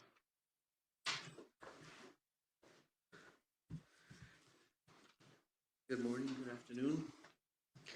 Today, we are here to review the Consumer Complaint Summary Report for the New Mexico Public Regulation Commission, analyzing utility performance, consumer pain points, and financial tracking for 2026 and the fiscal year. We are also trying to basically just let you know who we are and our role within the Public Commission with you folks. If you could go to slide 3, please, Patrick. Thanks for your help today with this. So during the second quarter of 2026, our office handled a total of 110 consumer utility complaints. Electric and co-op utilities accounted for the vast majority of consumer friction with the 65 total cases, followed closely by telecommunication services at 30 cases. Gas, cable, wireless, and water complaints combined to make up the remaining balance of our quarterly caseload. And if you can go to the next slide. When evaluating why consumers are filing complaints, our billing discrepancies and service outages emerge as 2 of our leading causes for our caseloads, each driving 30 distinct cases this past quarter alone. General service dissatisfaction also remains elevated with 18 cases, while infrastructure and delay issues like held orders and repair lag make up our secondary operational priorities. Any questions on those slides as of yet? We'll just keep on going then. Slide 4, please. When evaluating why consumers are filing complaints, billing discrepancies, oh, I'm sorry. We're at slide 5, okay. Taking a broader look at our cumulative trajectory for 2026, the Commission has logged 289 total complaints so far this year. Our structural volume leaders remain highly consistent over time. Electric utilities are responsible for 180 total cases. Telecommunications holds 62 cases, and water utilities account for 20 cases year to date. Next slide, please. Our closing and most vital indicator tracks direct financial remediation delivered back to consumers via account credits, bill adjustments, and straight refunds. In Q2 alone, we successfully recovered $2,006.65 for the New Mexico consumers. This brings our comprehensive year-to-date financial relief total to an impactful $16,048.78. Any questions? In slide 7, please, Patrick. In our last several slides, we just have some frequent asked questions that we get from constituents that we would like to address at this time. As you can see, I put Rule 17-9560 under the Public Regulation Commission. Electric utilities must report major service interruptions when they exceed specified impact thresholds. As you can see on the slide, it shows the criteria that shows for those major outages and the thresholds that the utility has to meet to be able to send out that formal notice to the PRC. Our role is basically to mediate between the consumer and the agency. Our goal is to make sure that we can handle anything before it gets to your guys' level. I feel like our team has done a really great job so far, including with these outages that we've been having. There have been some mass notifications that have been going out from P&M regarding these outages, but they aren't anything that P&M can actually investigate quite yet because they're not lasting or they're not qualified for the threshold that we hold. And with that, I'd like to let you know too. I mean, I know there's some formal stuff coming up. So without getting too far in the weeds, we have sent some of these outages and some of these other concerns and complaints over to the utilities and have received some really good feedback and really good information from the utilities. That of course we have sent over to the consumers for them to review and respond if need be. We really haven't received anything back, any rebuttal back from the consumer, but we have been proactive on our end on everything that comes through CRD and informal complaints. We do kind of contact and advise some of our executive team on some of these complaints. They do turn into some type of trend, so we all kind of try to stay on the same page, if you will.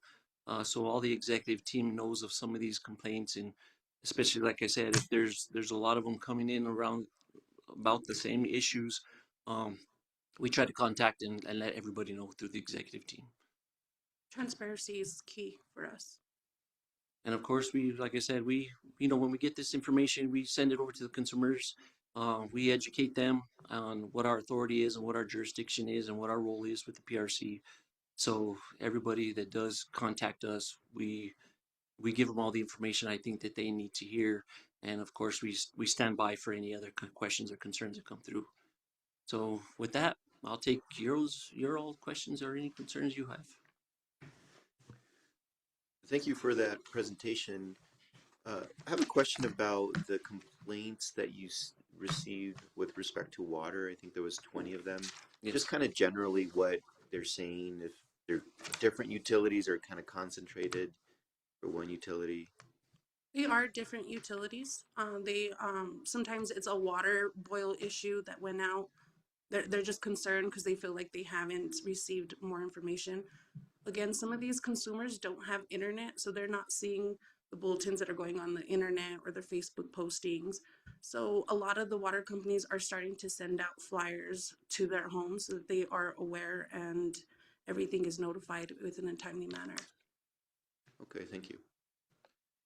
And with some of these water complaints also, Commissioner, we do work hand in hand with some of our sister agencies.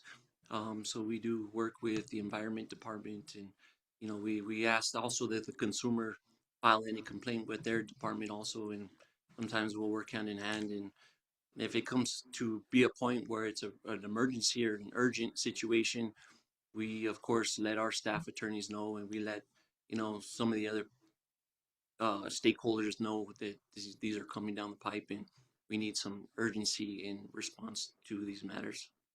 They've also been very responsive as of lately with the issues that have come up.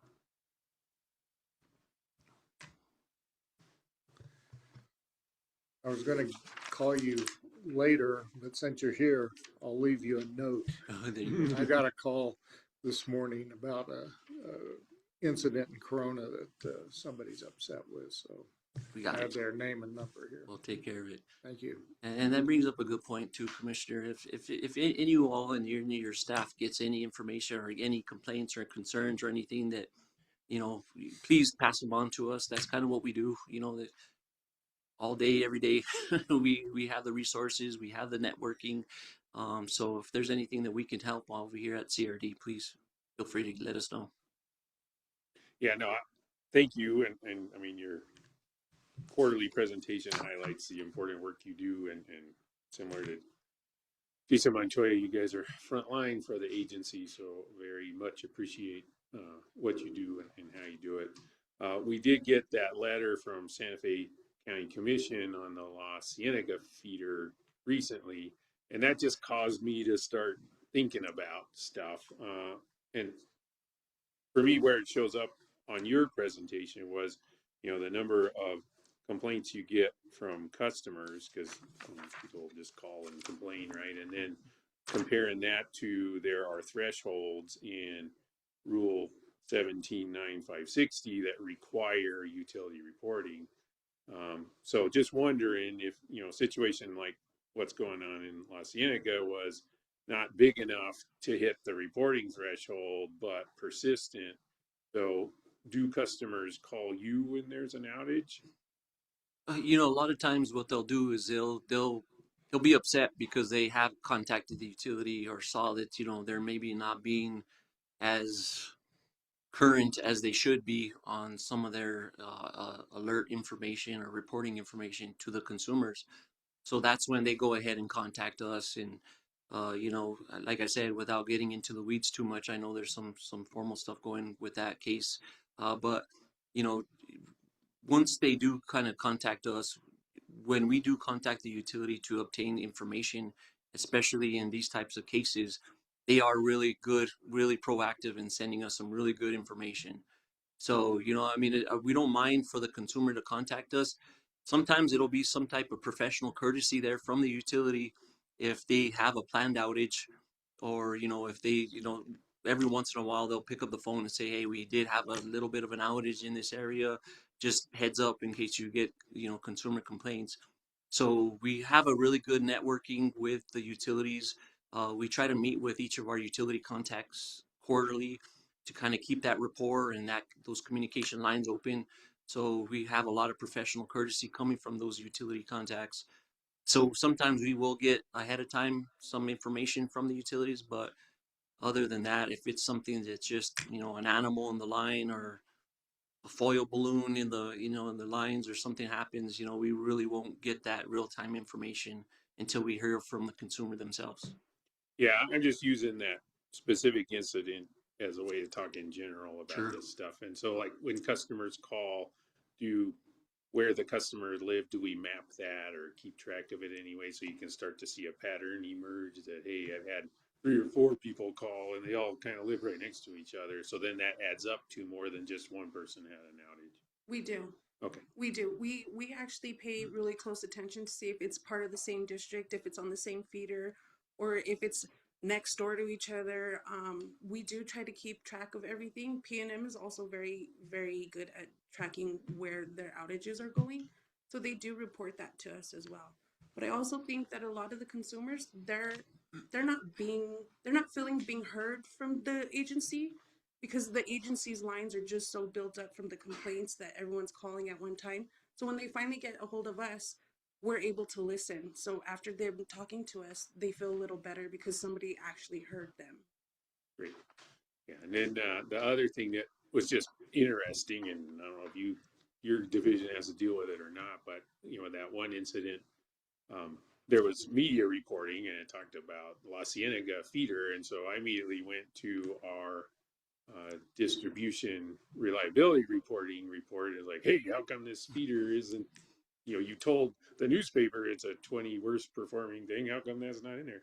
Yeah. And Kai from Commissioner Aguilera's office was able to diagnose that in the report we got, it's the state pen feeder. It's not La Cienega. So Sure. just trying to figure out how to get to where, you know, we know what it is that we're talking about is the kind of thing that I'm exploring here. And again, it goes back to where did we start this meeting?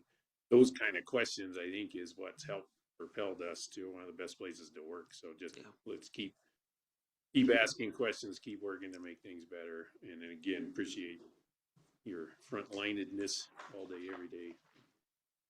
Any other questions? No. And just with that, Mr. Chair, you know, if there is something that you all need information on your end, please feel free to reach out to us. Like I said, we have the network, we have the contacts. If there's something that you need there from the utilities directly themselves, please just reach out to us and we'll get you that information. Great, appreciate it. And thank you both for being here for your quarterly adventure. Thank you. Thank you, Mr. Chair. Thank you. Thank you, Commissioners. Okay, next item on the agenda is communications with Chief of Staff. Oh, Ryan. Yeah. Mr. Chair, Commissioners, you've heard a lot about what's happening in the agency today, so I don't have any prepared remarks, but I'm happy to answer any questions that might be on your mind. Commissioner Neighbor, do you have any? Just a couple quick announcements. It seems like I've not been to Minnesota my entire life, and now in 2 weeks I'll be there twice. The RSC for the Southwest Power Pool meets on Monday, so I'll be flying there Sunday. And then I've been asked to speak to the annual meeting of the Roswell Chaves County Economic Development Corporation the following week before our next meeting. So I'll be talking a little bit about some of the challenges we face on the energy front.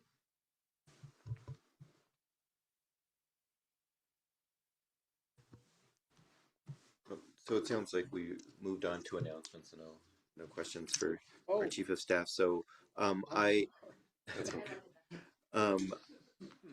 Yeah, so as I mentioned before, I'm going to be at the SEAMS workshop that CAISO is hosting, so I'll head out after this meeting to head to the airport. I'm also going to be speaking at the CAISO's the CAISO Symposium in October. I think they have that every year, except they skipped a few years. That's all I have in terms of the speaking engagements and conferences right now. Thank you. And I have nothing. 2 more weeks of being in New Mexico with no speaking engagements. The commitments are starting to ramp up as we head into fall season. I mean, just back to life after Labor Day.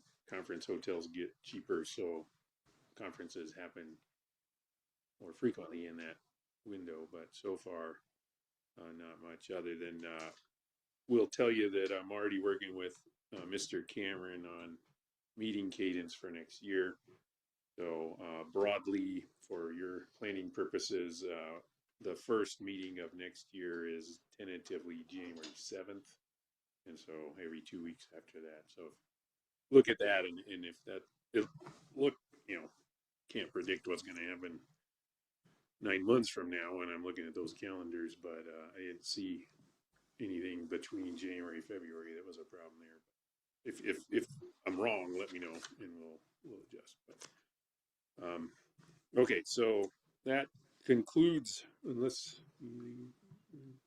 going once, going twice. It probably bears repeating, but we really do appreciate the entire staff on the recognition that we received, you all received, for being a top workplace in New Mexico.